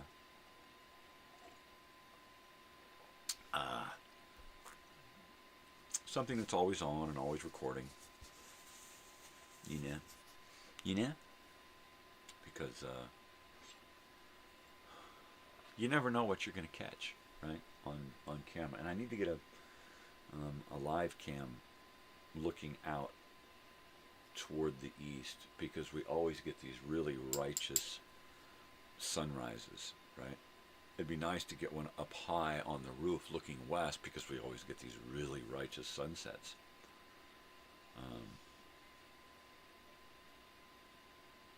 But you know, whatever. Whatever.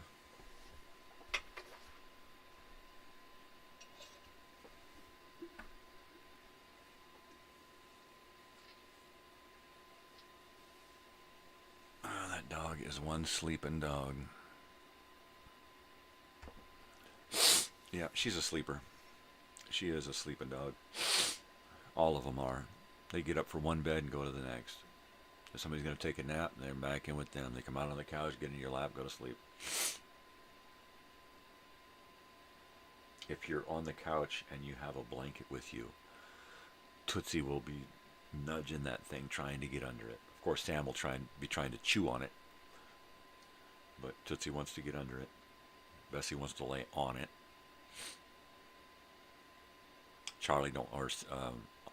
Oliver don't want to have nothing to do with it. Charlie's a dog that we had for 17 years, so it's real easy for me on occasion when talking about the dogs to use his name, because after 17 years of using his name, it's hard not to, even after, what, 5 or 6 years? Yep. He was a good dog. Good dog. Weird. Kind of like Bessie. Kind of skittish and weird. But he was a good dog. He was a good dog. He had 3 brothers and 1 sister. From my brother's dog. She gave birth at our house. And we just kept them all. We had 10 acres, so we just kept them all. They didn't all last, of course. Throughout the years, you know, things happen. And it used to be that way. I was like, that shit ain't happening. That happens when you've got property and dogs that can run amok and leave and do stuff on their own. Then you lose dogs. If you know, thankfully, knock on wood, if you're diligent, that doesn't happen. So when I built this yard for them, I built it so they could not escape and no one could get in, right? No animal can get in to harm them, and they can't get out to get into trouble. And aside from the occasional, you know, Oliver running past you and running out of the gate, he runs up the hill, he runs down the hill, he comes back, he crawls up, and back in the house we go. And I never scold him for it. I just tell him, you get over here right now, and I point at the ground, and he runs up to me and then creeps up to my finger as I point at the ground, and then flips over, and I scoop him up and give him a lot of love and tell him he's a good boy, and then put him back in the yard. When you scold a dog for coming back, when they know if they come back they're going to get their ass whooped, they don't come back. They just keep fucking going. They get into trouble. That's how you get a dog to come back to you, with kindness, right? I used to do that. Get back, I'm gonna whoop you, and you beat their ass. That never worked. You know? That shit don't fucking work. Believe me, I know. I did it. as much as I loved dogs growing up my whole life, as much as I thought I knew about dogs and how to take care of them and stuff, I was way off the mark most of the time, because I was just going by what I had learned at home, right? And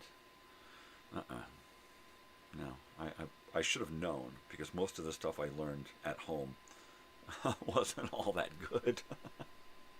So I should have known that even dogs, I was learning about dogs wrong,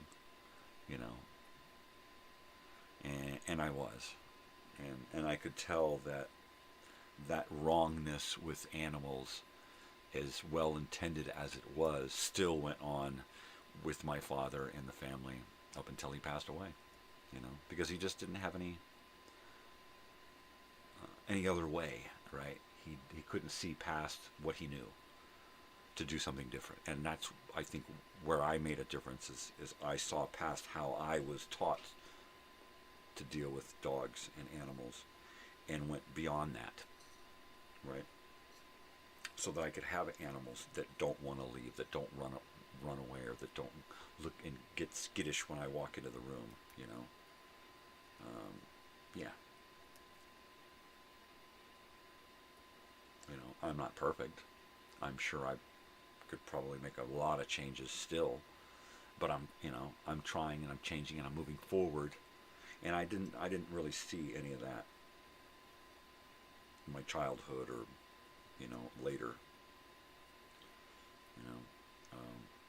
I guess if I probably saw my brother and sister, they would still have a lot of those misconceptions about dogs and pets and stuff that we grew up with,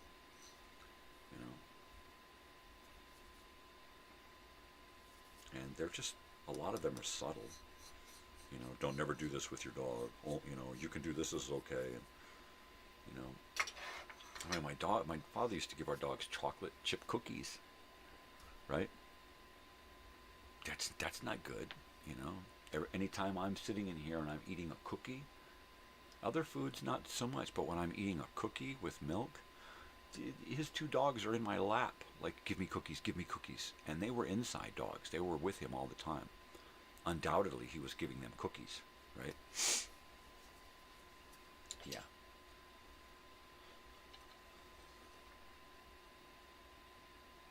They were kind of thin when they got here, too. You could see, both of them, you could see their rib cages.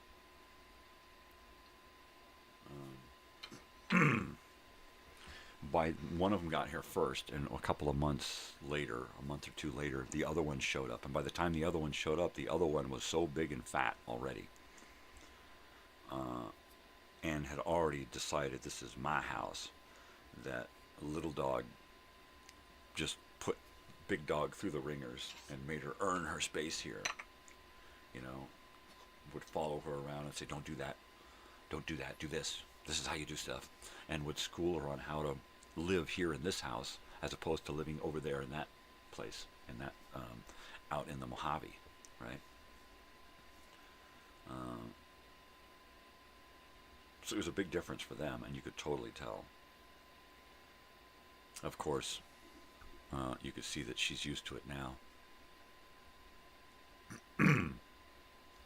Yeah. Oh yeah. Oh yeah. Oh yeah. Totally. Going in.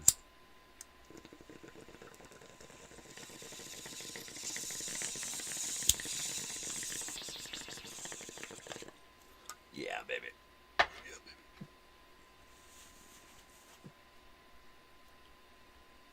Yeah, baby.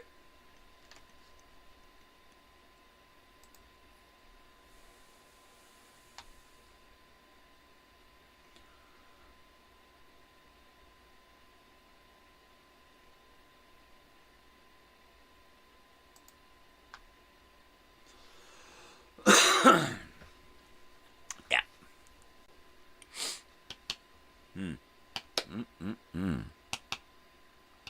God, it's already 9 in some places. People are watching, right, Joey? Joey's probably asleep already. Well, wait, at Thanksgiving, right? You working tonight? Man, that would be a bummer. I know I got to work today. Not a whole lot, but, you know, if we're really lucky, the people are leaving early and they didn't do much while they were there, you know. I expect people to sleep, take showers, and cook. Hopefully they didn't cook. If they didn't cook and they only use the microwave, then there's no grease and crumbs, right? And that cuts down my time in the kitchen. If the shower looks like it hasn't been used, and I can guarantee it hasn't been used by, you know, certain appearances, water spots, how the drain looks, how the overall shower looks, is there water behind the shampoo, right? Was it used? If it was not used, then I don't clean the shower. Everything else I clean no matter what. Toilet always gets cleaned. So therefore it's never hard to clean the toilet, you know. I scrub the toilet like, what, every dozen uses at the most. So the toilet's always easy to clean, you know. So I just glove up, go in there, knock the place out. Bathroom takes me, even if I've got to do the shower, it still takes me less than 10 minutes. Because I got a system. And I get in there, scrub that bathroom clean, get the hell out, and do the kitchen. The kitchen takes a little bit longer most times because of the grease and the crumbs. And I have to do a lot of wiping to get rid of the grease. If the stove hasn't been used, the kitchen goes pretty quick. Everything else gets cleaned really, really good. The front of the stove gets wiped, the knobs and stuff, assuming that somebody may have used it to boil water, do something that wasn't grease making or that wasn't, you know, filth. So I always wipe down the knobs and everything, and then all the counters and the sink and the fridge and everything. Everything always gets the once over. If it looks like it's been used, then it gets the 2 or 3 or 4 over, because due diligence, you know. If you go over something more than once, you're gonna hit the thing that you might have missed the first time. If you do it 3 or 4 times, you're guaranteed that you're not going to look at it sideways and go, there's some grease, or there's a smudge, right? So it's routine for me to hit things more than once. Start at one end, work my way. Start at one end and work my, and just keep doing it until I feel, I look at the rag and I got nothing on there. Nothing. You know, put dishes away, clean windows, sliding glass doors, mirrors, all of that stuff. Work my way down to the floor. Mainly it's crumbs and hairs, you know. The store is hard closed. Ooh, that's nice. All right. So you got your work out of the way yesterday. Ooh, and you didn't have to work late. That's cool. Bitchin'. Nice. So you're actually going to have some energy today, huh? That's bitchin'. I gotta heat this shit up now.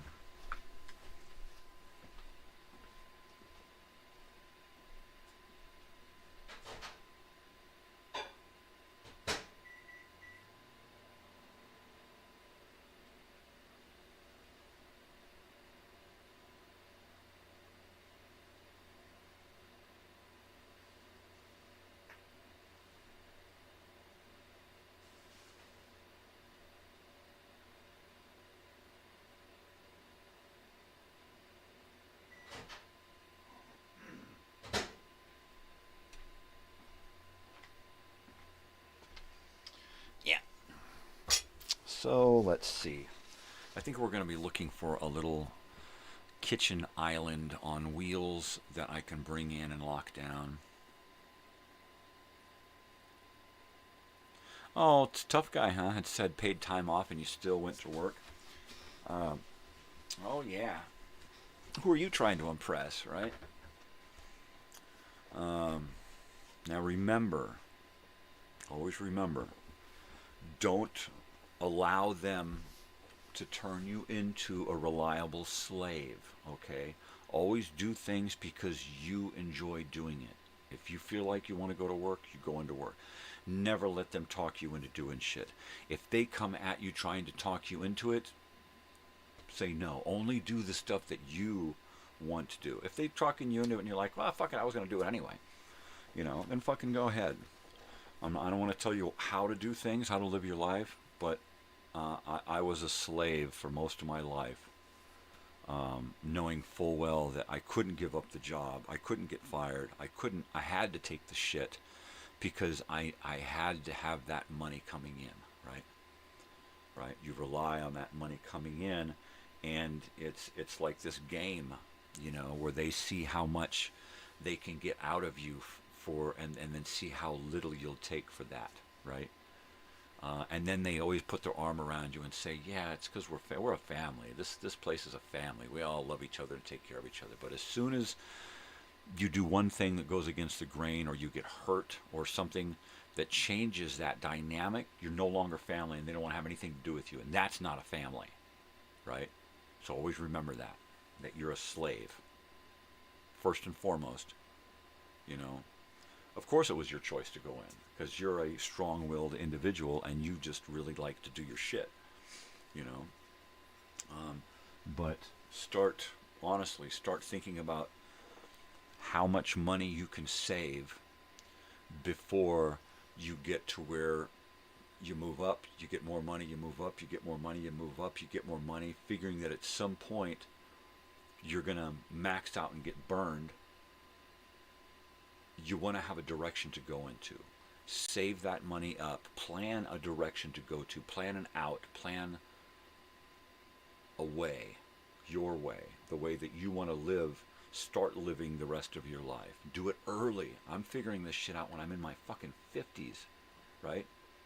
My fucking 50s, man. I got like nothing left, and I finally got to figure it out. Figure it out while you're early. I'm trying to get my daughter to figure it out. That's why she's still in school. That's why she's not worked. She hasn't worked a day in her fucking life, because she's working on this, all right? When she gets done working on this, the first job that she gets, she's going to knock it out of the fucking park, and she's going to be bringing home more than she would have earned had she started working in high school. Her first fucking paycheck, So, worry about you first. Always do stuff with you first and foremost, right?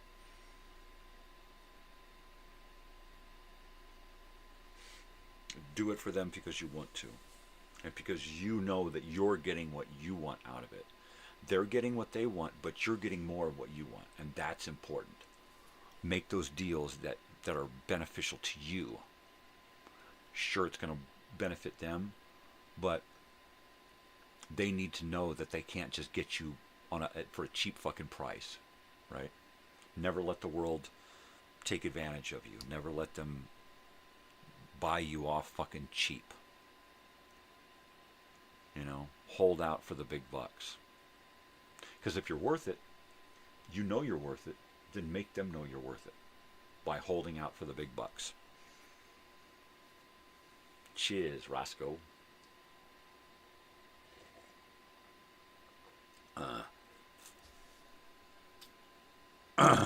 Hello. Oh, it's back. Yeah, I get a little glitchy here. I don't know what it is. It's back. I'm back, baby. Yeah, I don't know. Guys, it's give up. Yeah, I'm just fucking with you.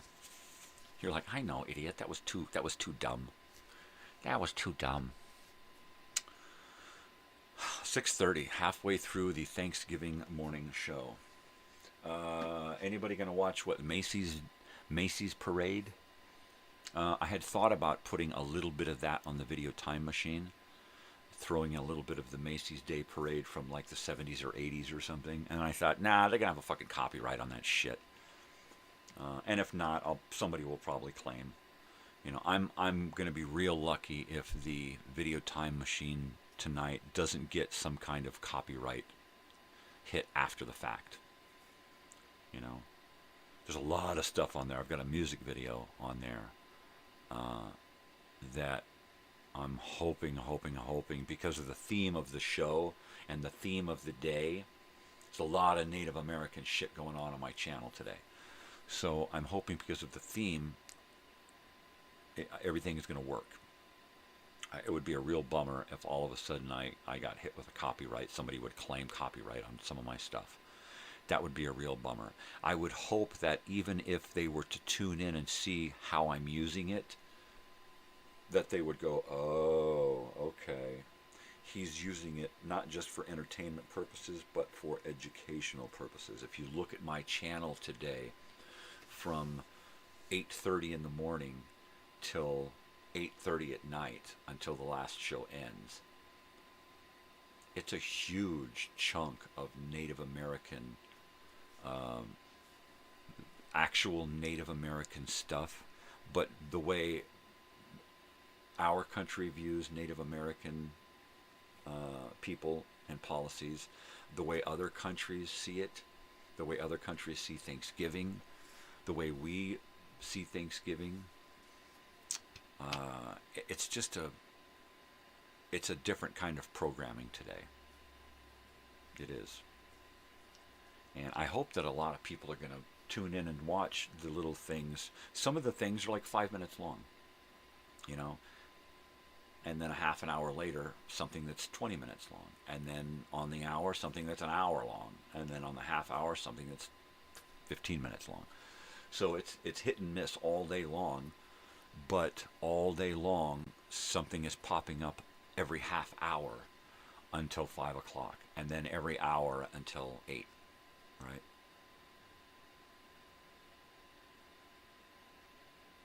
Yeah.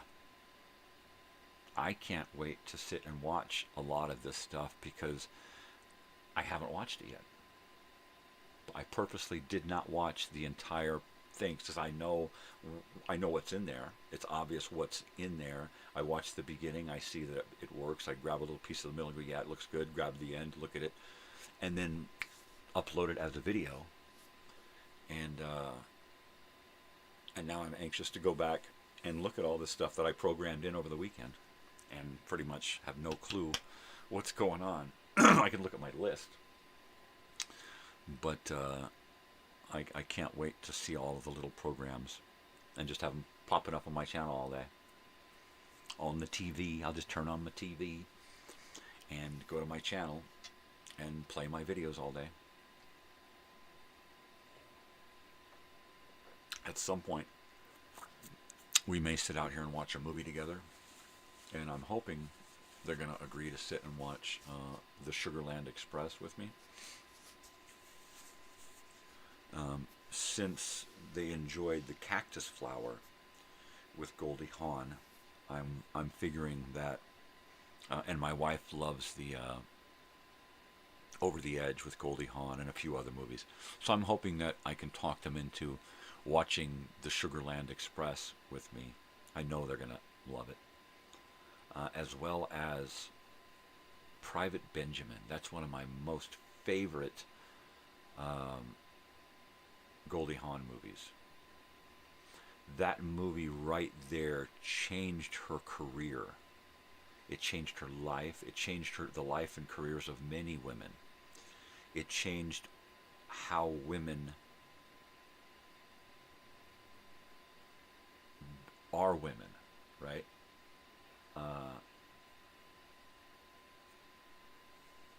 It's a great fucking movie. And the fact that it changed her career and made her I mean, sure, in her first movie, right out of the box, she got an Academy Award, Best Supporting Actress in Cactus Flower.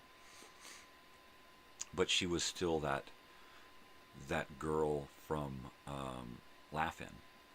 You know, the bikini and the flowers drawn all over her, and her going, hee, I'm dumb. Right? She was still doing that in Cactus Flower. She was still kind of goofy in Sugarland Express. By the time she got to Private Benjamin, she had it together. She created movies. From then on, she created movies for women, about women, for strong women's sake, right? It was fucking great shit. Great. I'd love to sit and watch a good Goldie Hawn movie before the 90s, late 90s, where she, you know, like everybody else, they get a too big for their britches and they get this diva thing going on, you know. I really like early career movies. Don't matter who it is, early career movies do it for me. Later career movies, not so much. I love the first 10 years of Tom Hanks. Everything after that, not so much. Not so much. He got too big.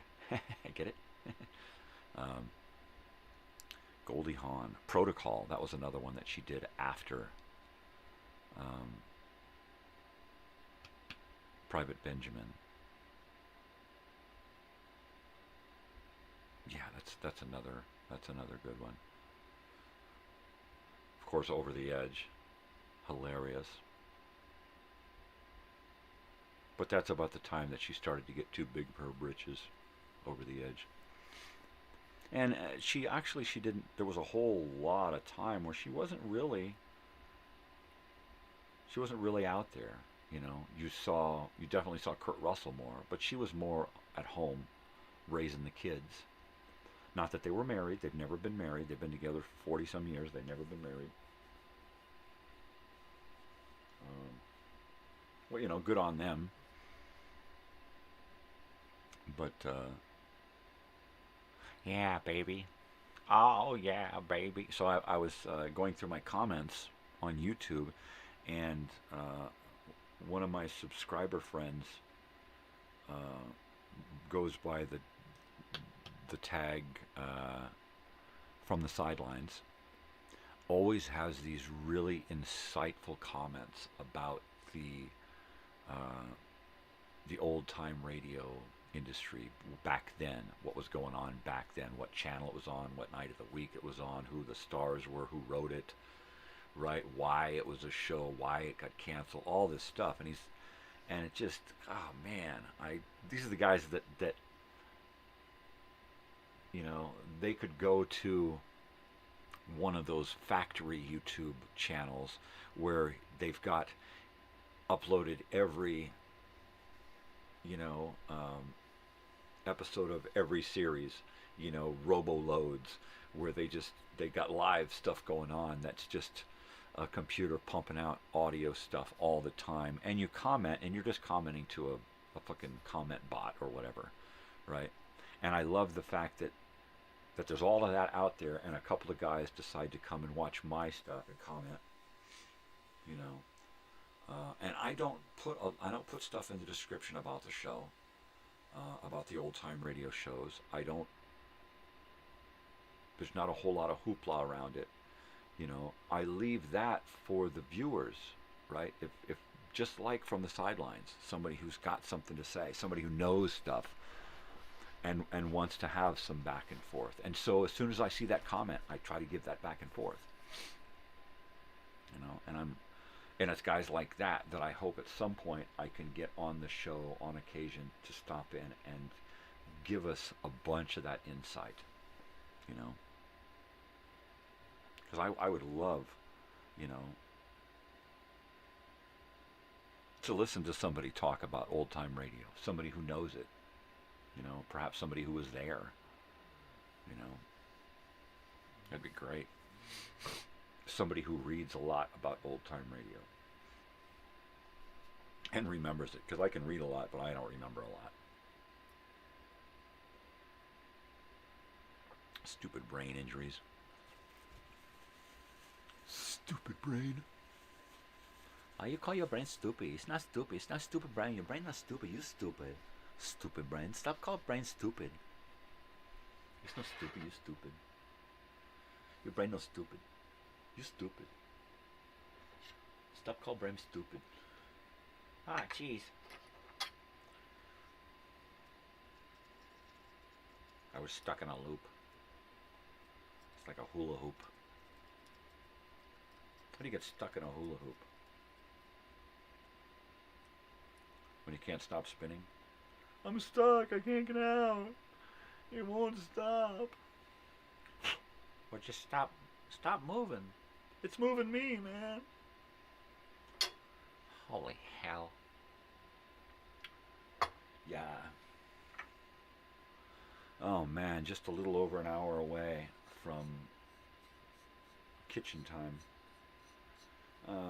Let's see. Oh, so my wife goes out and to shopping, and my daughter calls her. She's like, she comes in and says, "What are we doing for dinner?" And I'm like, "We never planned dinner. We just never did." Which I gotta change that, because my wife brings home 2 pizzas, and I'm like, oh God, I don't want to eat pizza again. I'm over pizza. They're good pizzas, right? But you know, mushroom and bacon, and the white Alfredo garlic, or the white garlic Parmesan sauce. So they're okay pizzas. But the last time we did this, you know, last month, I ate pizza for 4 days. A piece of pizza in the morning, pizza in the afternoon. I just got fucking, it was like, you know what? No more pizza. I'm done with the pizza. Please, no more pizza. Anything but pizza. And man, if we don't have 2 fucking pizzas in the house. And I didn't eat pizza last night. I had a piece of pie, but it was pumpkin pie. And pumpkin pie and a big tall glass of milk. And I went to bed. Like, you know what? I can't eat pizza. It's too late. And I just don't want it. I will probably have a slice this morning. Heat it up in the toaster oven. I hate microwaved pizza. So we use the toaster oven. We'll foil around it so it doesn't get all dry on the edges. And about 10 minutes in the toaster oven, and it's all nice and hot and bubbly and crisp and crunchy again. But that's about it. I think after that I'm going to be doing turkey for the next couple of days. Definitely not pizza. I might actually take a couple of pieces and throw them in the freezer so that I can just pull them out and stick them in the toaster oven. Right? Because I can't see myself eating pizza for the next 4 days again. And I think the next time we eat pizza, it's going to be a homemade pizza. We got a great oven. That's a good pizza oven. So I'm probably going to be, like I said, ordering a nice little island on wheels that I can just kind of wheel around and set aside. And it's like, okay, it's dinner time. Let me wheel out my island, do my prep, bring the table in, set up the table, dress the table, put a nice meal together, at least 3 or 4 nights a week to start.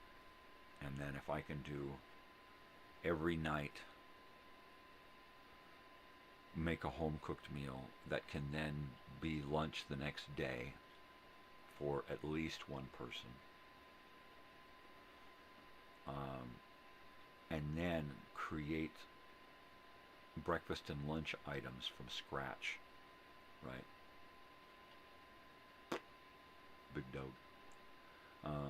I can make granola. Granola's easy to make.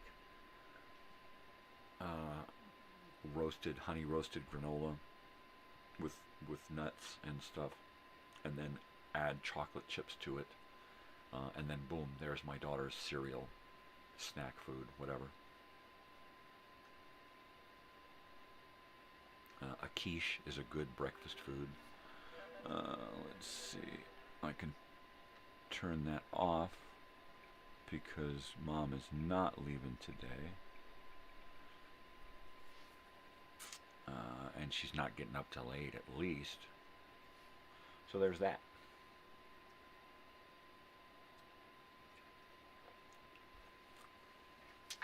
But I told Mom last night, I said, you know what? It doesn't take much to bring that table in. It's folded down and skinny. I can just drag it in myself, set it up, which is what I'm going to be doing. bring it in here about dinner time, use it to make dinner, and then set it up so that when the girls get home from school, dinner's on the table. You know, it's been a long time since I've been able to say dinner's on the table. Usually it's like dinner's on the stove. And then she'll take it and run to her room for sanctuary. I'm not a big fan of eating in the bedroom, right? But because her time is so limited with everything that she does, she's usually watching something on her computer, whether it be entertainment or educational. She's usually watching something on her computer while she's eating. She gets that from me, right? She likes to be entertained while she's eating. And so she wants to watch her own thing, do her own thing. Sometimes it's school related. Sometimes she's got a friend with her on a phone or doing that. So I can understand that.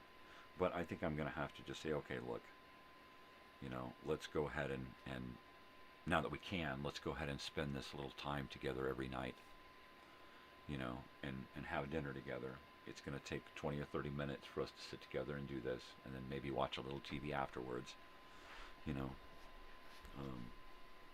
Let's do that, you know. I'll put the living room back together. You and your mom clean up the kitchen, and then we'll sit out here and watch Frasier or something together, something we like to watch. Yeah, you know, eating, I because of my depression, I used to spend a lot of time in bed, right? And I would be in bed, curled up with my depression or watching TV or a movie or something. And quite often I would just creep out, grab something to eat, and run back in and sit there and hide from the world. And I did this for like decades, right? Even through our marriage. And my wife is so awesome for putting up with my depression for so many years, our entire marriage. She's like the best person in the world. But yeah, you know, it's not the greatest thing. My daughter's like the cleanest person in the world. So, you know, I never have to worry about, you know, her waking up covered in ants or anything. But, and then of course Oliver, he never lets a crumb go by unnoticed. But, you know, it is what it is. What are you going to do?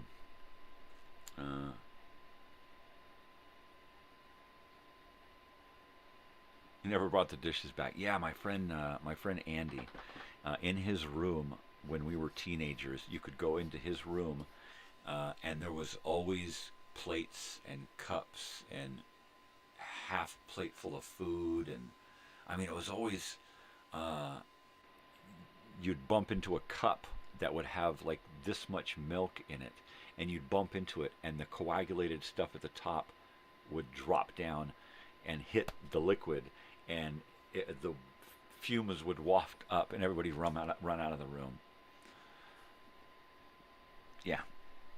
Yeah, ants are commonplace out here. All you got to do is think ant, and you look down, and there's ants. So at least twice a year we get ants in the house, and we just have to put down natural stuff to get them to go away, and that's it. And sometimes it takes a couple of days to get them to go away. But after you've killed enough numbers,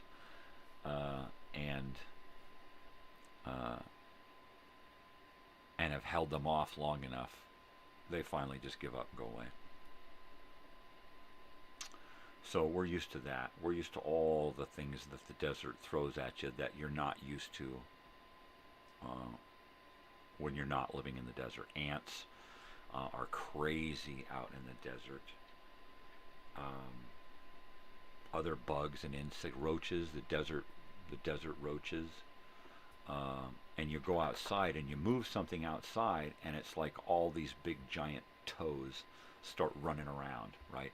And it's like, where the fuck did this come from, you know? And if you're not used to living in the desert, you just don't get it that they're desert common. They're desert roaches, right? They're not like the common household roaches that you see in the city, right? when I first went to Arizona, I was just flabbergasted by the amount of roaches that were everywhere. Everywhere you moved, there were roaches. You'd move something everywhere. If you were real lucky, you didn't have that inside, but outside, roaches everywhere. You'd go into the yard and you'd move your trash can to take your trash out, drag it to the street, and roaches would just run everywhere, right? Fucking crazy. So you get out here and there's roaches everywhere. Occasionally they get into the house and you just have to do the same thing. Be diligent, get rid of them, scare the hell out of them, and they go back out to the dumpster, you know. But if you were to move one of those dumpsters out there, I'm sure when the trash guys dump those dumpsters and they lift them up, it's like a carpet that just bleeds away, right?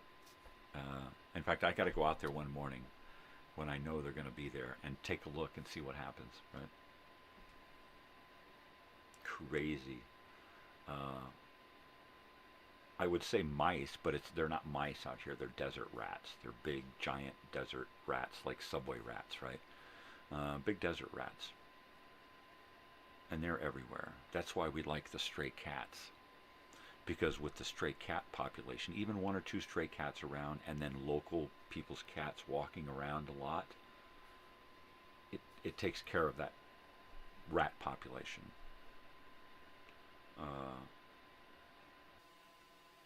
If they get into your house, you just have to be diligent, right? And hopefully have an animal living in your house that can deal with them. I think the snakes are even scared of the desert rats out here. It'd have to be a pretty big snake to take on a desert rat, because they get pretty big, especially if they've got a good diet. Those desert rats can get pretty big if they have a steady supply of food, like cat food or dog food. They'll get pretty big, and they'll breed really rapidly. But that's desert life, you know.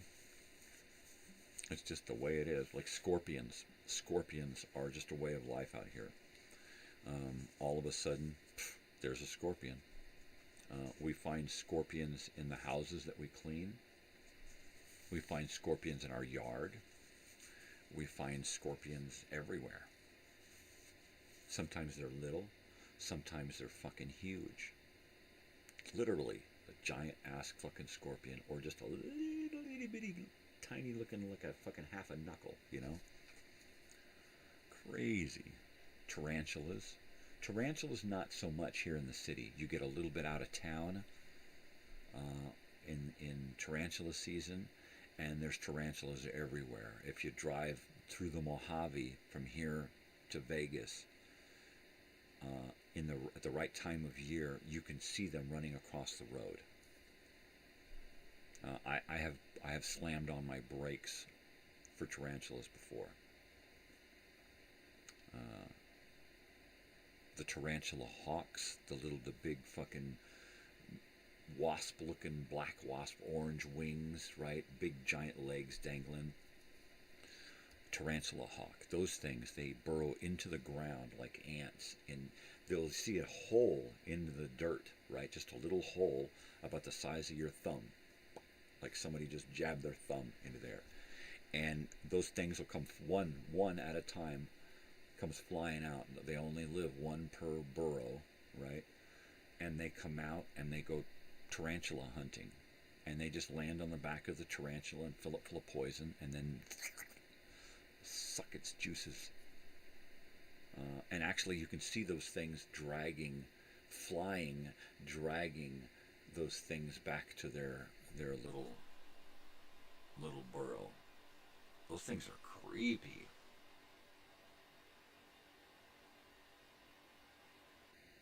So yeah, just the insects alone, arachnids and insects and stuff. Crazy out here. Fucking loony.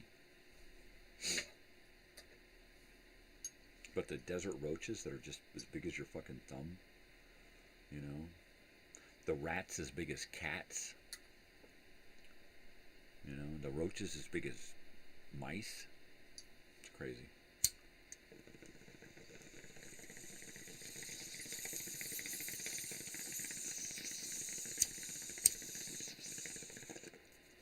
We got 4 dogs that live in the house. So we can't spray poison.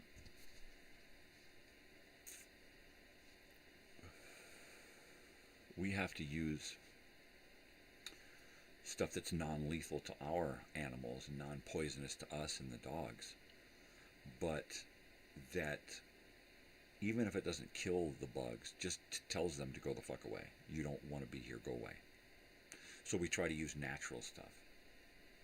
My wife has all these things that she uses. Baking soda and there's like a baking soda and dish soap spray or vinegar and something. So the place always smells like we're pickling, right? when it's ant season. But you know, we just do a little due diligent research and figure out how we can deal with these things that's not going to fuck with the dogs. You know, like a lot of insects and smaller animals don't like peppermint, spearmint, and those kind of things that are really pungent, eucalyptus and that kind of shit, because it fucks with their little senses. So you can take like cotton ball and douse on peppermint oil and drop it in places, and they don't want to go there. Ooh, they'll stop going there. Foil. Mice and rats don't like foil, metal, right? So that's a way to keep them from going in a place. Just wad up some foil and jam it in places. So you learn to do things non-lethally, not for their sake, but for for everybody else's. Right? Oh my God! I think I'm gonna do some more bong hits here. I'm feeling like I got about an hour here to do this before it's gonna be a couple of hours of food time. I think I'm just gonna shove a piece of pizza in the oven and then shove it in my mouth and call that breakfast. If it was red sauce, not so much. But it's that white Parmesan garlic stuff, which is really kind of zesty and good. So I'll have a little piece of that, and then I can work on making food stuffs without. I love my Mexican blanket that I got at Olvera Street. It's nice to have this against my skin than a cold chair. Yeah, food. Gonna concentrate on turkey and just worry about getting that turkey in the oven for a couple of hours, and then we can start thinking about other food, right? If I can just go out, and she'll probably go out first and check to see if a house is ready to clean. If one isn't, she'll go to the next to see if it's ready to clean. She'll start at some place. She might start by herself and do a house and then go to the next one and say, okay, this one's ready, come over. Or this one's ready, it's not that bad, just stay home, do the food, and I'll do this. Whichever, I don't care. If she's not feeling up to it, then vice versa, I'll go out and check houses and do cleaning and stuff. And she can just, stay home until she's up for it. Whatever.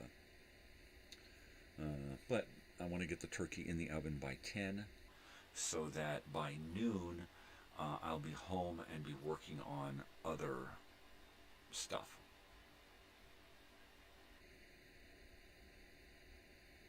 Yeah, baby.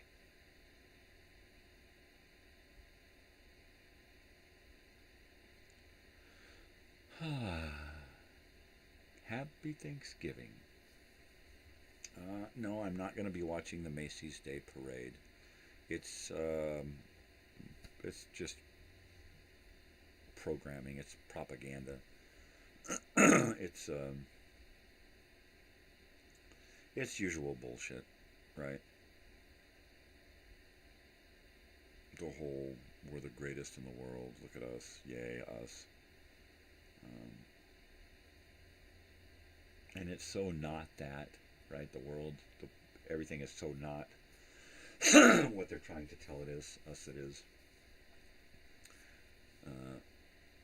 And I just ain't buying it anymore. I just ain't. Because I ain't gonna do it.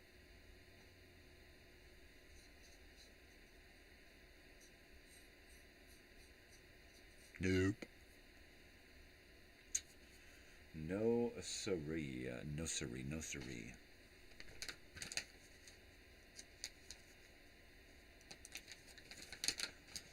Yeah. What are you thankful for? What is everyone out there thankful for this year? Once again, I am thankful for my wife and daughter, most especially. This year, it's kind of weird. I'm thankful for YouTube and the opportunity to do this. Without YouTube, I never would have been able to make my own website and create my own channel on a web, and then try to get people to come there. That would be too unfathomable, right? This is fathomable. I could do this, and I don't have to do anything but make the video and fucking post it, right? I don't have to advertise. I don't have to go out and say, hey, go to my website, Everybody's on YouTube. Everybody. And everybody has the opportunity to find me. Whether they do or not, it's no big deal. The fact that I'm here, that's the thing, right? The fact that I can do this, that's crazy.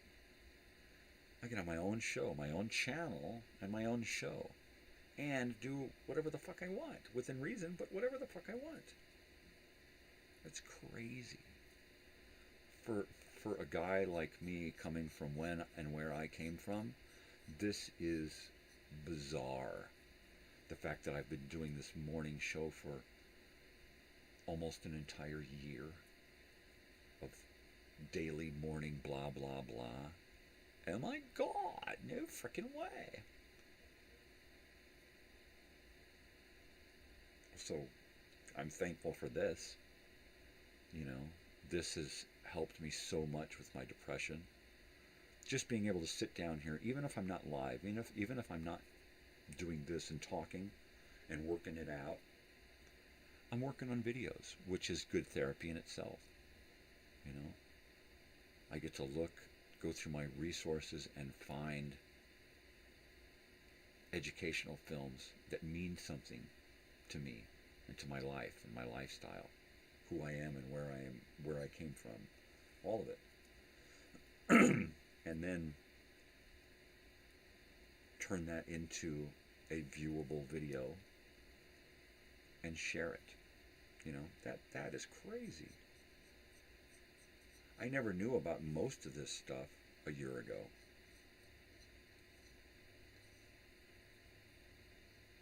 I had no idea that I could do so much with so little, right?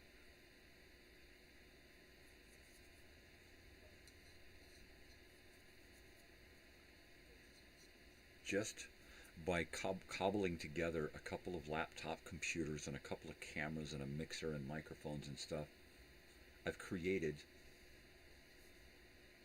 a studio, an actual working, viable studio. Now I've actually got people who come to me and say, hey, can you help me do this video thing? Wow.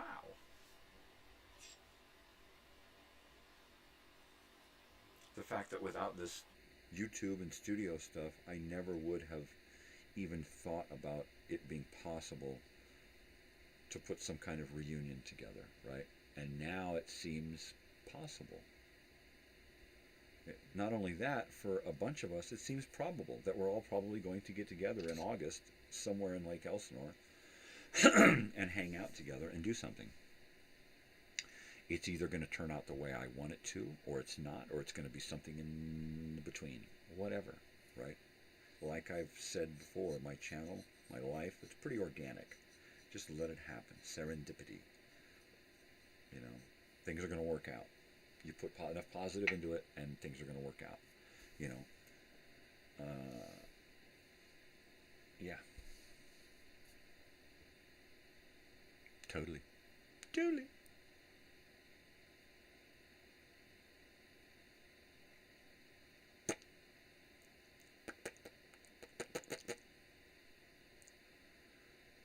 Oh, yeah.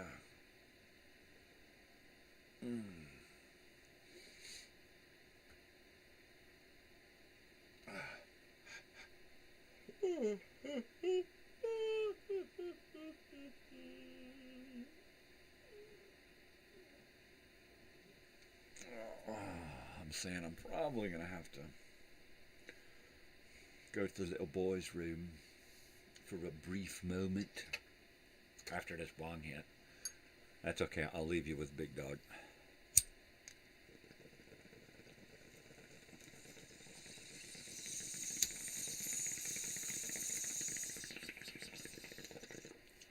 Oh, yeah, that's good.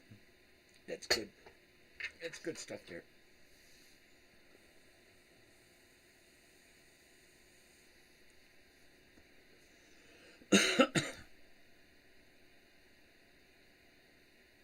Yeah, baby. All right, let me see. I am going to go take a whiz and then maybe, just maybe, get a little bit more coffee here since I'm going to probably need it. Here, let me give you this. That there.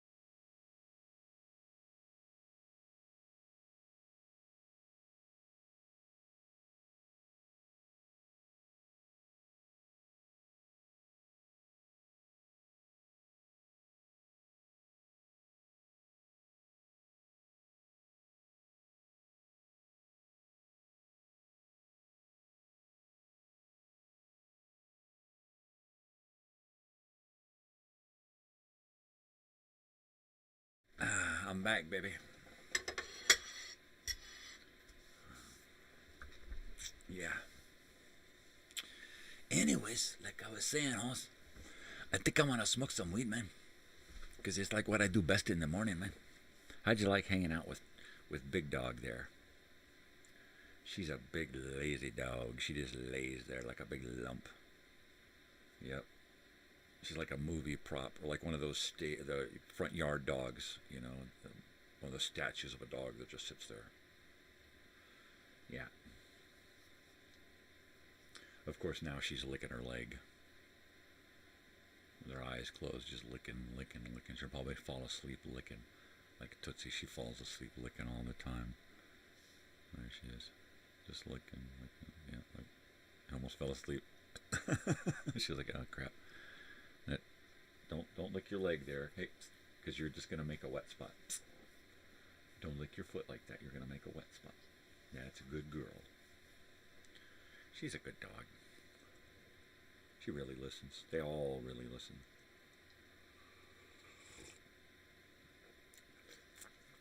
Tootsie is really, really wise, but she's not real smart. Same thing with Bessie. She's good out in the wild, but in the real world setting, she's kind of a doofus. Sam, he's a real world dog. I can talk to him and talk to him like a little person, and he understands and does things. And you can see that when I talk to him, he's thinking, you know, and that's really, really, really unusual. You don't get a lot of dogs that are like that, where you can sit and have a conversation with the dog, and they are understanding. You know, I don't like to lecture, but I do like to talk, right? And of course, obviously, and I'll sit and I'll do this with Sam, and he'll just sit and he'll just look at me, you know. And if I stop talking, he'll be like, "Well, finish the story, man." Yeah, he's pretty cool. But the fact that I can tell him things, and my daughter looks, how does he know? How does he know what you're talking about? How does he know what you mean? How come he went over and did that? Because I told him to. You know? You talk to a dog enough, and if they have the capacity to understand and think, then yeah, you can get a dog to do things by just saying, could you go do that? And they'll just go over and do it. It happens all the time. It's hard to find a good dog and human combination that can make that happen, right? And Sam and I are that. I got an itch. Sam and I are that dog-human combination, you know, where I can look at him and do this, and he starts looking at me like, what are you thinking? And it depends on what I do next. You know, I could raise my eyebrows, give him a different gesture, and he'll either be in play mode, or he'll be curious about something. If I look up at the window, you know, he's ready to look out the window. If I mention that there's a fly in the room, he gets up and he starts looking for a fly. You know, of course, the big dog gets up and starts running away because she thinks the fly swatter is going to be involved. I can tell him to go eat food, and he'll go eat food. I can tell him to go drink water, and he'll go drink water. I can tell him to give me a hug, and he'll give me a hug. Give me a kiss, he'll give me a kiss. I can tell him to go check on somebody, and he'll go check on somebody. Check on Mom, check on Natalie, check on one of the other dogs. Where's so-and-so? And he's out looking. Next would be to teach him to bring me something, right? That would be fun. Bring me this. Go get your toy, or go get this. You know, that would be neat. For some reason, I got this dry, blistery, calloused spot right here on my finger. I want to say that it's not from computer stuff, because it doesn't fit any of the configurations of stuff where I would normally use that part of my finger, right? And it was probably cut or something that healed and kept getting scratched and healing and scratching and healing and scratching that could have caused a little callus-like growth here. But the bummer is that the edges get dry and pointy and then peel off and then become a little raw piece of skin there. And it's dry. I got dry hands, ultra dry hands. I have a problem with washing my hands too much. Every time I walk by the sink, I wash my hands. So I have to refrain from washing my hands, which means I have to refrain from touching things that are going to make me want to wash my hands. You know, I had a girlfriend back in the 90s who commented,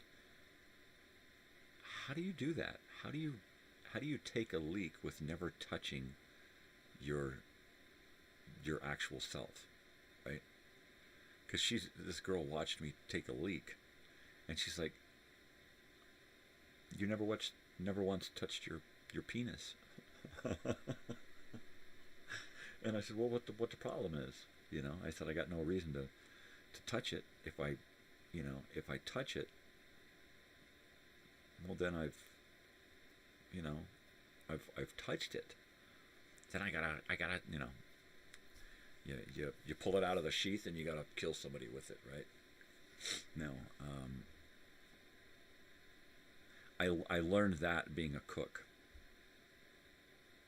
I felt uncomfortable going into the restroom and touching parts of myself. Even if I were to wash my hands afterward, doesn't matter, I still felt uncomfortable doing that, which is why it's difficult for me to go out and eat out if I think too much. So I got into the habit of just being able to release the dragon and reel it back in without doing any actually physical contact, right? Guys know what I'm talking about. But it tripped her out, right? But there you go. That's why I couldn't eat lunch being a cook, because if I ate lunch, then I may have to go to the bathroom. I always took care of that stuff before I got to work, so I didn't go to the restroom but once or twice to take a leak while I was working my 8-hour shift cooking. It's just the way I was. You know, there's certain weird idiosyncrasies about me that, well, I'm sure a lot of you know of now.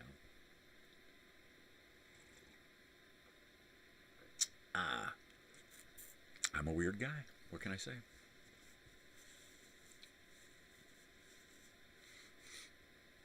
Yep. I'm a weird guy. Yeah, that girlfriend, she died about 10 years ago. Just died. Scared the hell out of me. Because she was younger than me.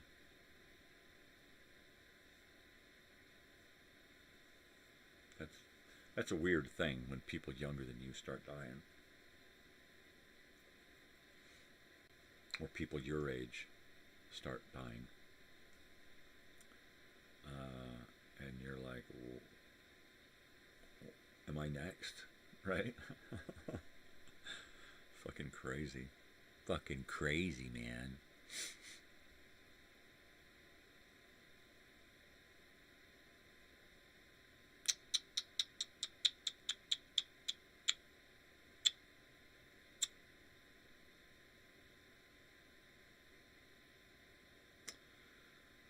Well, I'm thankful for my dogs, my new couch, my new light, this house that we live in that is pretty much a shack that's falling apart,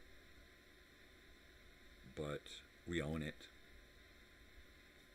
We own it outright. We pay the mobile home park rent, utilities crap, but we own the mobile home, which is nice. It's nice. We lived in a travel trailer for the first 10 years of our daughter's life, in a travel trailer. We didn't have our own rooms. We had bed areas. That was it. And I grew up in travel trailers, in a school bus, in a van down by the river, in a tent, right? Very seldom did we have an actual house. And this, while we've lived in a house before as a family, this is ours, right? It's not perfect. In fact, it's horrible, but it's ours. If I were younger, this would be perfect. If I was more physically able, this would be perfect, because I would have put so much more into it by now. But, you know, I'm broken. It just has nothing to do with money. I can make a lot of something out of a lot of nothing. But I need body to do that, and I just don't have that anymore. Which kind of makes having this house a bummer, because there's so much that needs to be done, and I just cannot do it. And I certainly can't do it by myself anymore. I used to be able to do all kinds of shit. I would figure out ways of doing 2- and 3-man jobs by myself. You know, how am I going to get that over there into that with just one person? And you got to use levers and counterweights and shit, you know? And I can, you know, move 8 times my weight by myself if I had to.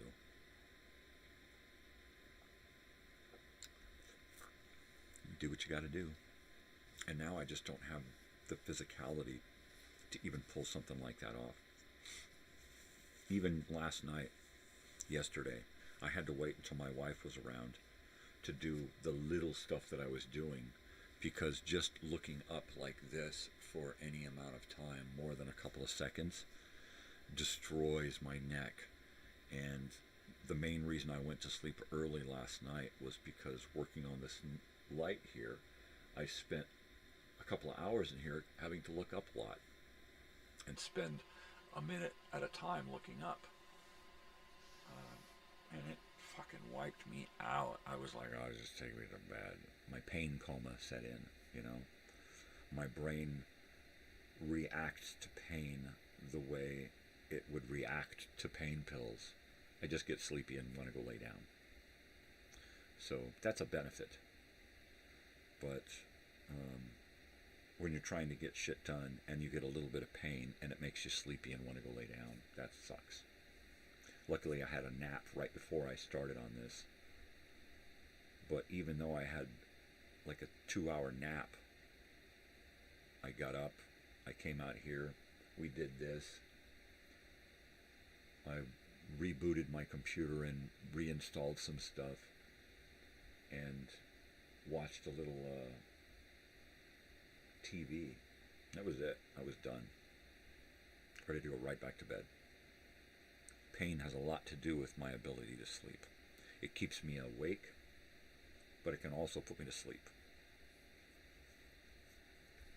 That sucks. Succinylcholine, right? My wife watches those unsolved mysteries, Forensic Files. That's it, Forensic Files. Out here it's channel 51 on cable. And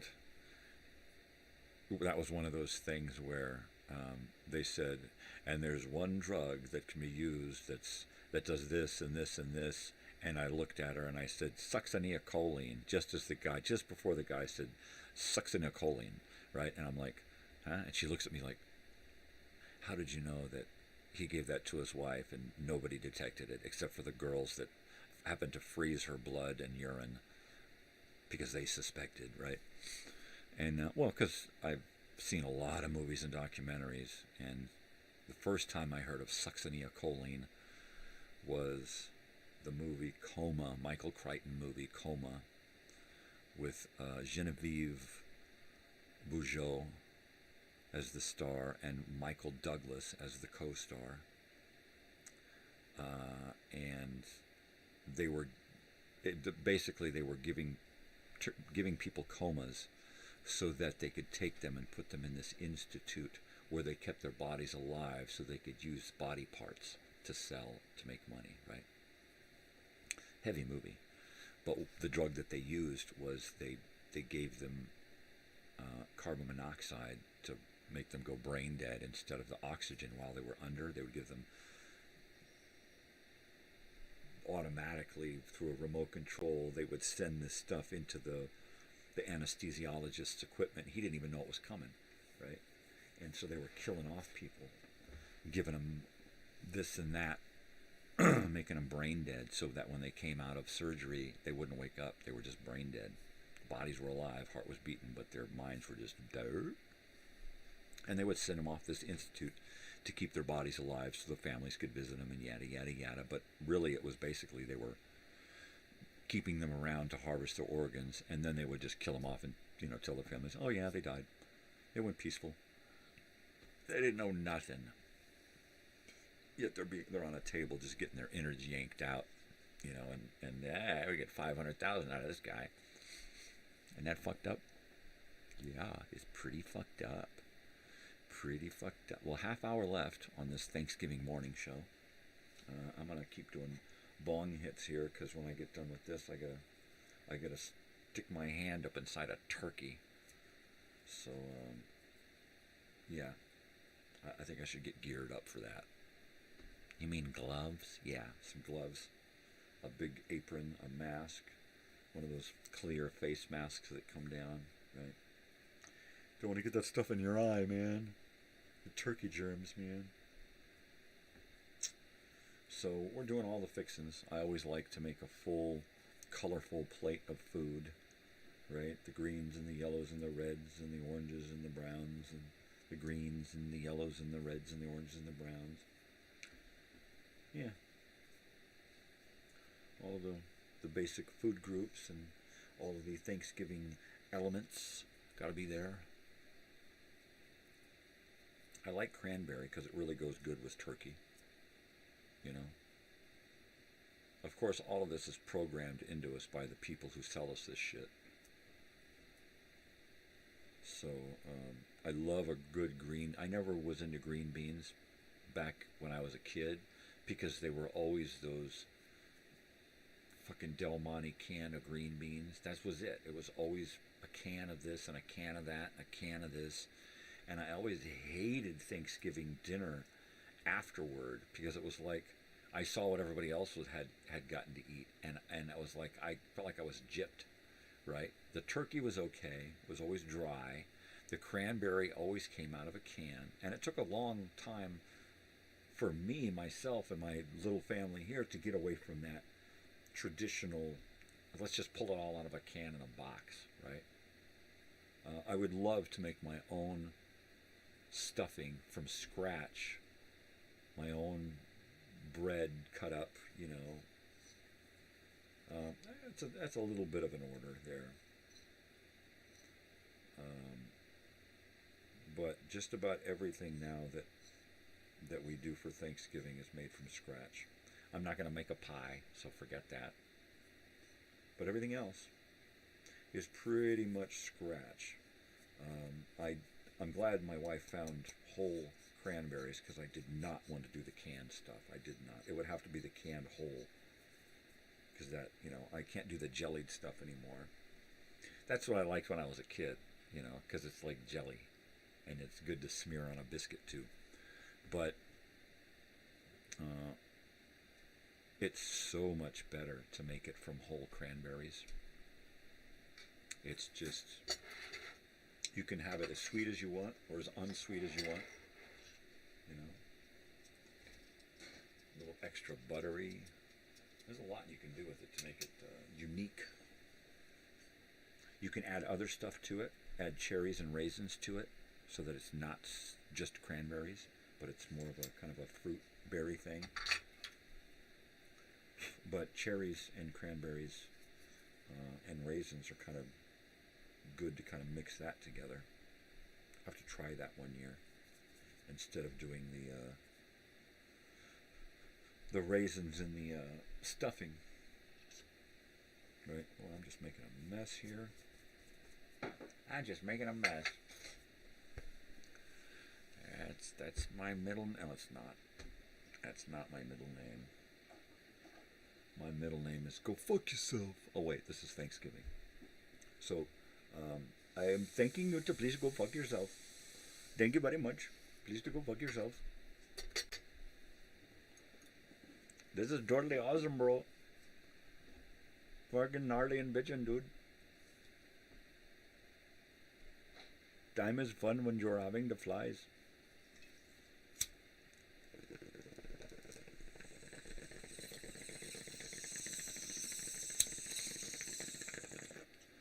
Yeah, man. I'm not making fun of people, man. I'm just taking them along on my journey. That's it, man. Come along. Come along with me. One and all. Ah, jeez. Shut the hell up. Thank you very much. I will, and drink some more coffee. I'm going to go heat this up. I'll be right back.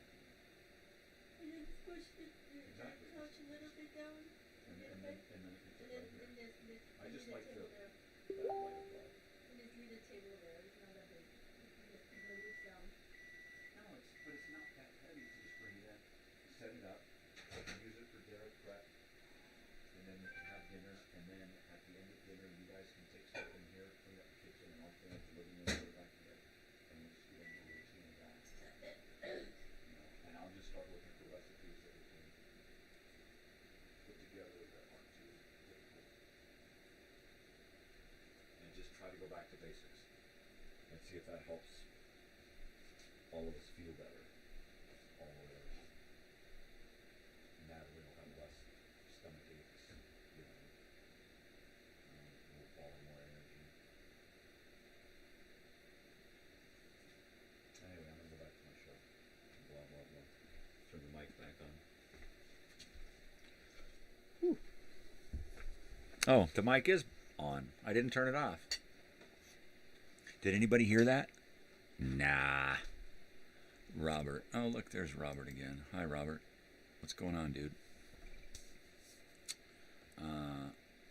Well, if I said anything to offend anyone, I hope not. I don't think I do. I think when I'm at home and I'm talking about people, I'm trying to be as nice as possible. You know, I don't like to talk behind people's backs and say weird things about them. So, yeah, I don't even have to think about it subconsciously. I think I'm a nice guy. So, there you go. So if you hear what happens behind the scenes here, yeah, you shouldn't be offended. There's my bro. Let me type him a quick message here.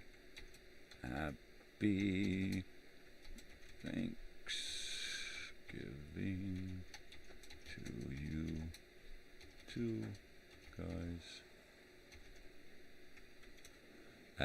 There it is, guys. Ah, jeez.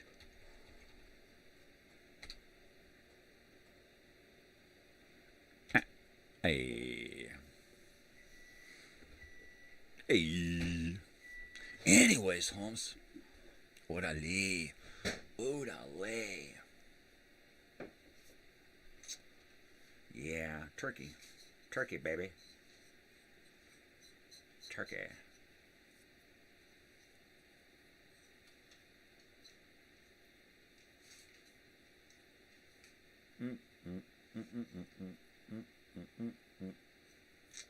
Aw, big face. Stop licking. You're gonna leave a wet spot. Psst. I know it's your arm, but it's my couch. Arm. Like a dog has an arm. Arm and a leg. Shave and a haircut, 2 bits.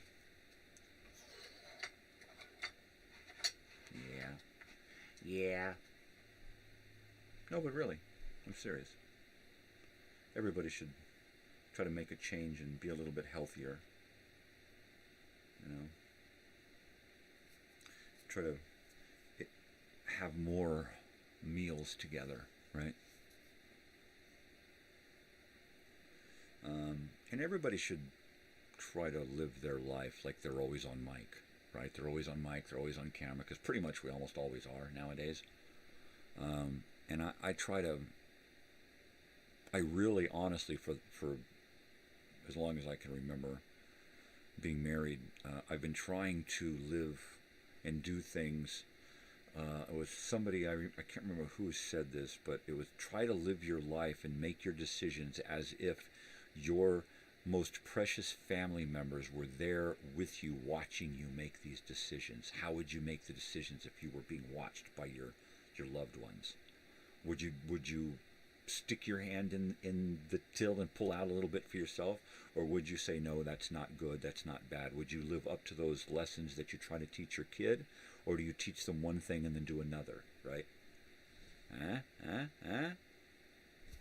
There you go. There it is. So, for a long while now, I've been trying my hardest to live by that philosophy.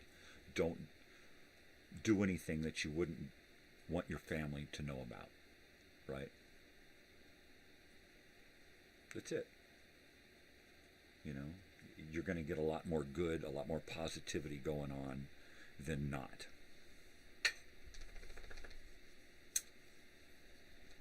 So what's going on, Robbie? Are you up for a vid?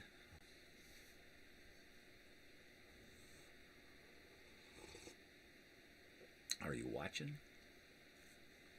Probably not. You're probably in the kitchen right now cooking up a big mess of food for breakfast, right? I'm going to say there's bacon involved. And potatoes. Maybe he's doing like Polska kielbaska, doing some of that Polish sausage stuff. There's something I haven't done in a long time. Polish sausage fried up with potatoes. Polish sausage.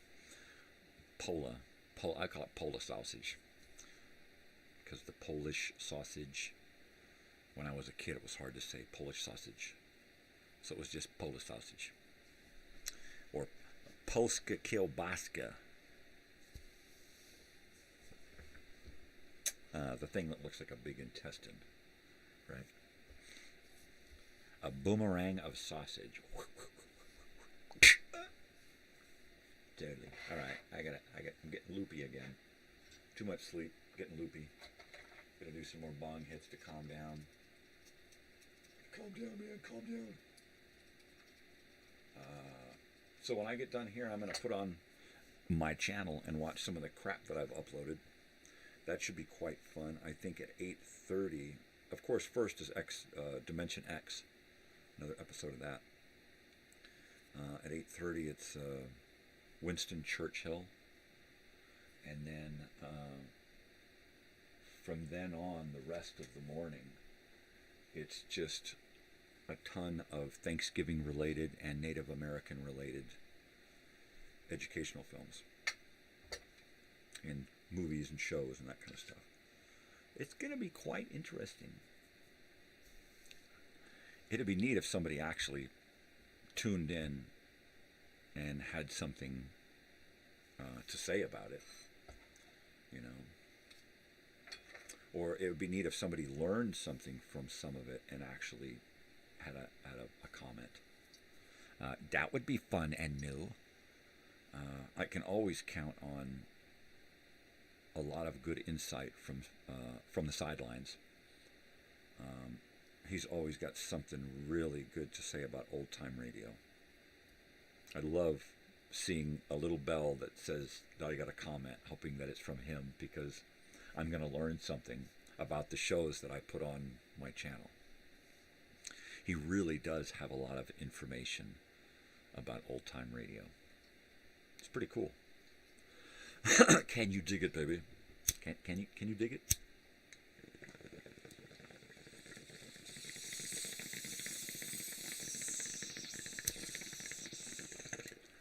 Oh yeah, baby.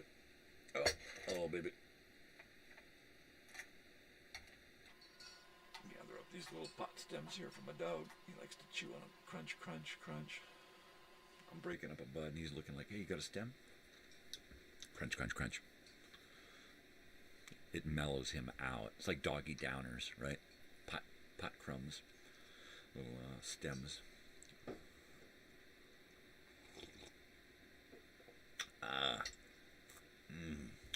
Yeah.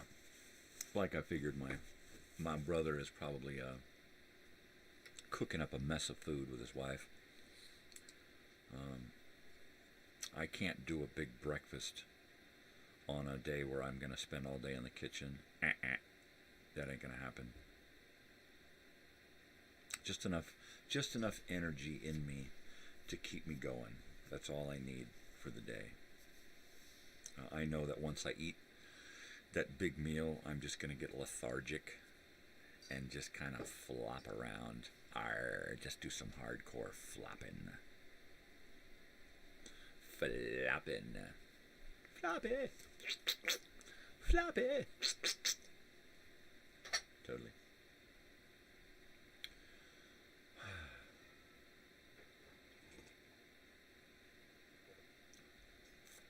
Well, is there anybody over there in the UK watching?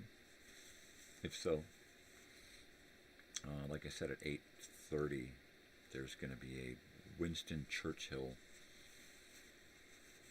American Thanksgiving Day speech from November 23rd, 1944. You're probably familiar with it, maybe.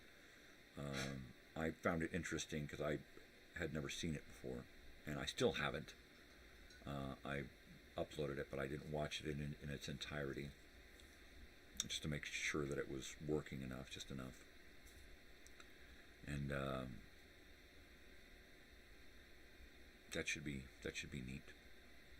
I tried to put enough stuff on the channel today that would give somebody an idea of America's fucked up view of what Thanksgiving is, right? Because it means so many different things to so many different people, you know, and it's celebrated so many different ways by everybody, you know. It's just like that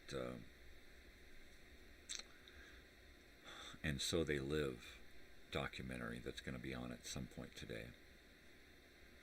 That documentary there is just crazy because, you know, the people in that documentary on Thanksgiving Day, they were having the same meal that they have every day, right? The cornbread and the potatoes and the greens out of the garden and maybe a rabbit or something if Pa had shot a rabbit, right? And he probably couldn't because he probably couldn't afford any bullets, you know. He's going to have to trap something.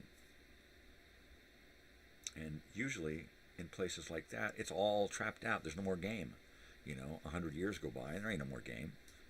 You know, you'll be lucky to... Oh, it's connected, but it's crap.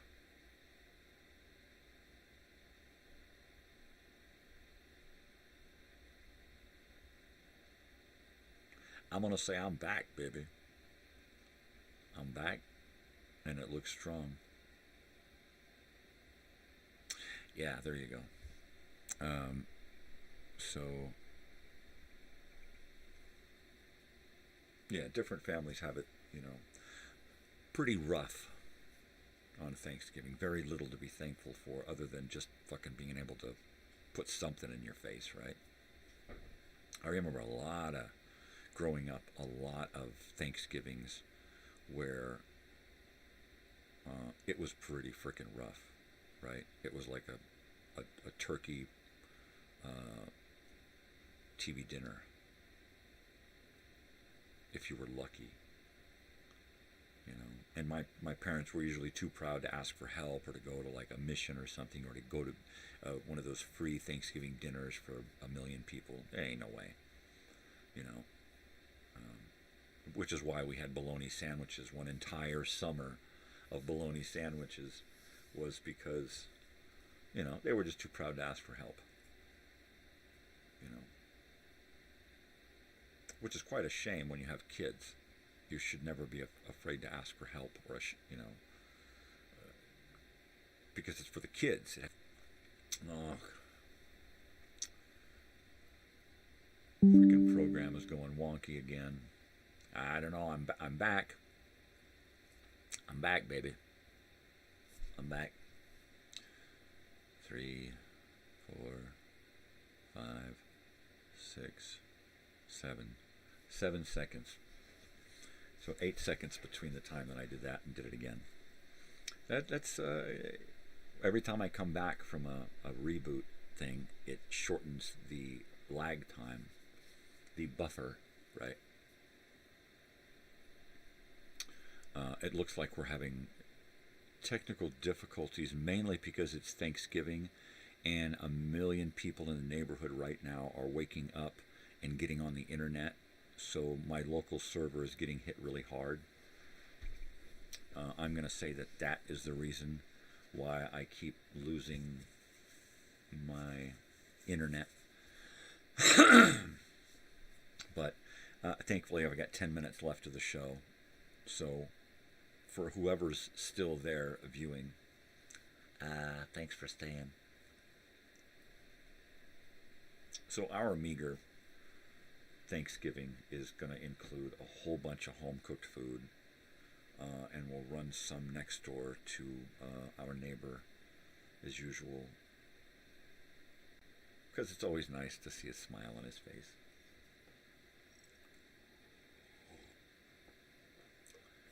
And he's the nicest guy in the world. He really is. You know. Well, within reason, we all got issues, but he's a nice guy. For a guy who spends most of his time alone with 4 or 5 cats and really has nobody else, you know.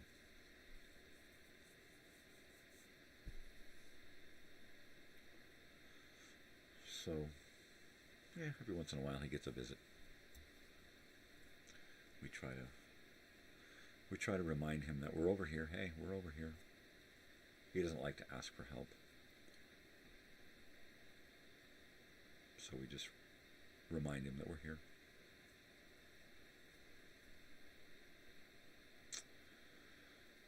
Well, let's see.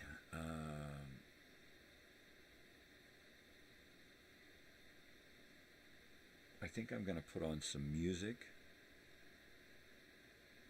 and do music for a little while, and then when I get back to the house, I'm going to start putting on a bunch of those videos that have come to life on my channel this morning, and start playing. Just push play and just let them roll back to back to back, because I believe that's how it works.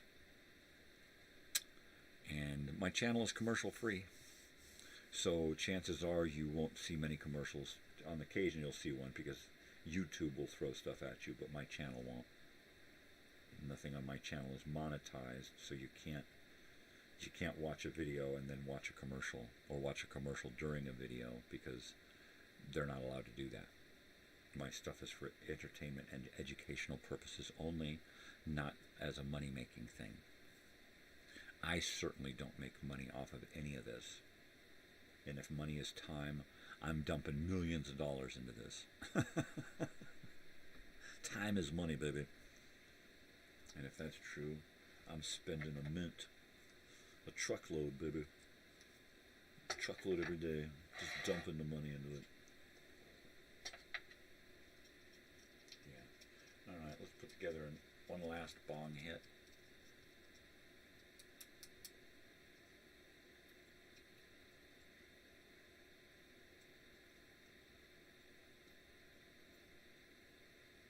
And remember, we're coming to you live from my living room, Elsinore Brothers Studio, is my house. This is my house. This is my home. So you will, on occasion, be party to things happening in my house, in my home. A knock on the door, a conversation with the spouse, talking with the kid about a concert, right? Things are going to happen here. And I hope you'll keep that in mind, that this is real. This is a real reality show, the realest reality show out there. So this is unscripted. I don't do this to please anybody but myself. And I don't do this to piss anybody off or get under anybody's skin. This is just reality, right? So grab a hold of that and you'll understand everything.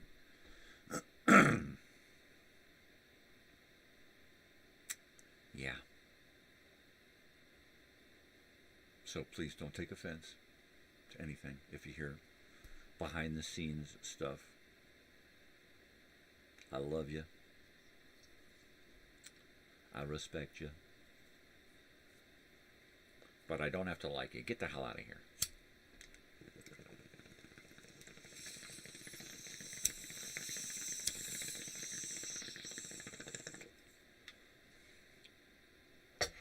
Oh yeah, like most of my family.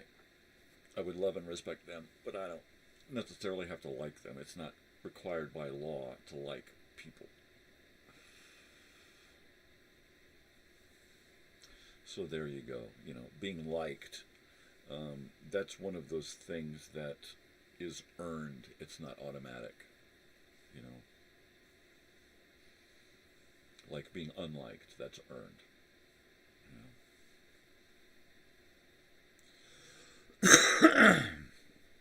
This is great. I can't wait to do this whole dinner thing again and again now. You know, it's gonna be nice with a little dining table in here and have it set up.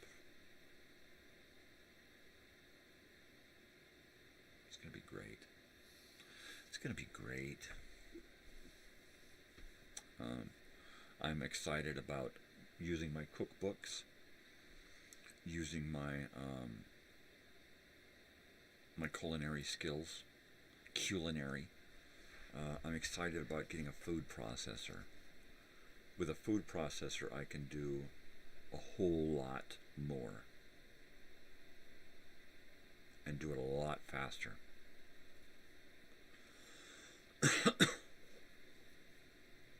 For a little while, I'm going to have to do a lot of meals that are going to be easy on me, but that's okay. I can do one meal 2 ways so that it can handle, I can handle it, and I don't have to, you know, make my family suffer with soft foods for as long as I have to eat them. I can just take the foods that I make and do a softer version of it. And actually, if you like, you take like roasted chicken breast and you chop it up, but not just chop it, you mince it so that it's pretty much like crumbs. That's so easy to get down in like mashed potatoes and gravy. You just take a handful of that minced chicken, throw it into gravy, mix it in with some mashed potatoes, and you can gum that shit down all day long. You know, you don't even have to chew or think about chewing. You just put it in your mouth and frickin' swallow. Which is what I'm going to be doing for a while. So I'll be able to create meals that I can do both versions of. Just for a little while. I think this is the weekend that we're going to be looking to do the whole where to get dentures thing. So if anybody has any suggestions, please let me know, because I would be most appreciative.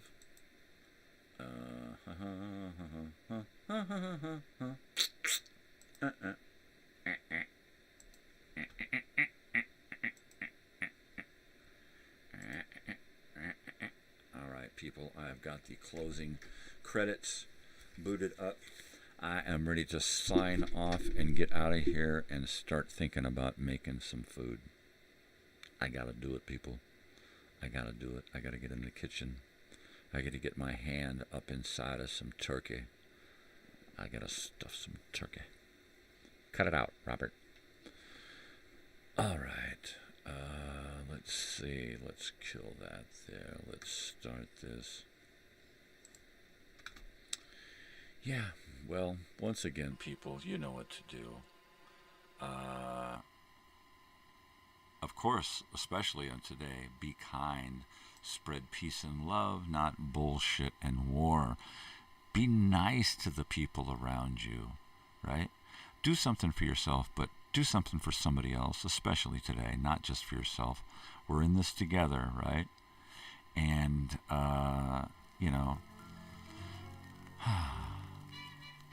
don't just be thankful for what you have and what you want, but look to others and make sure that they're thankful as well. All right? Most especially, people, stay weird, because if you ain't weird, ain't nobody gonna do it for you. All right? Happy Thanksgiving. Y'all have a great day, and please watch the channel tonight. All right, guys. Love you. Adios. See you later. Manana. Later, Joey. Happy Thanksgiving, brother.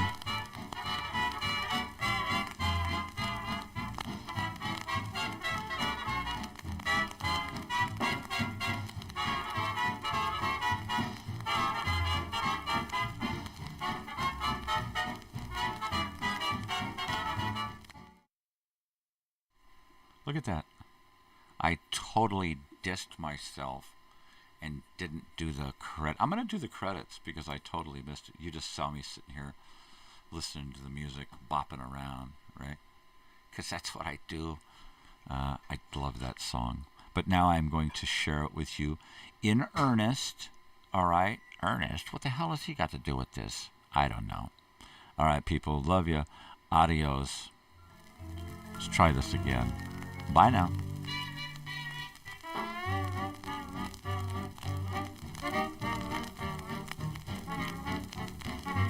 That's what I meant to do.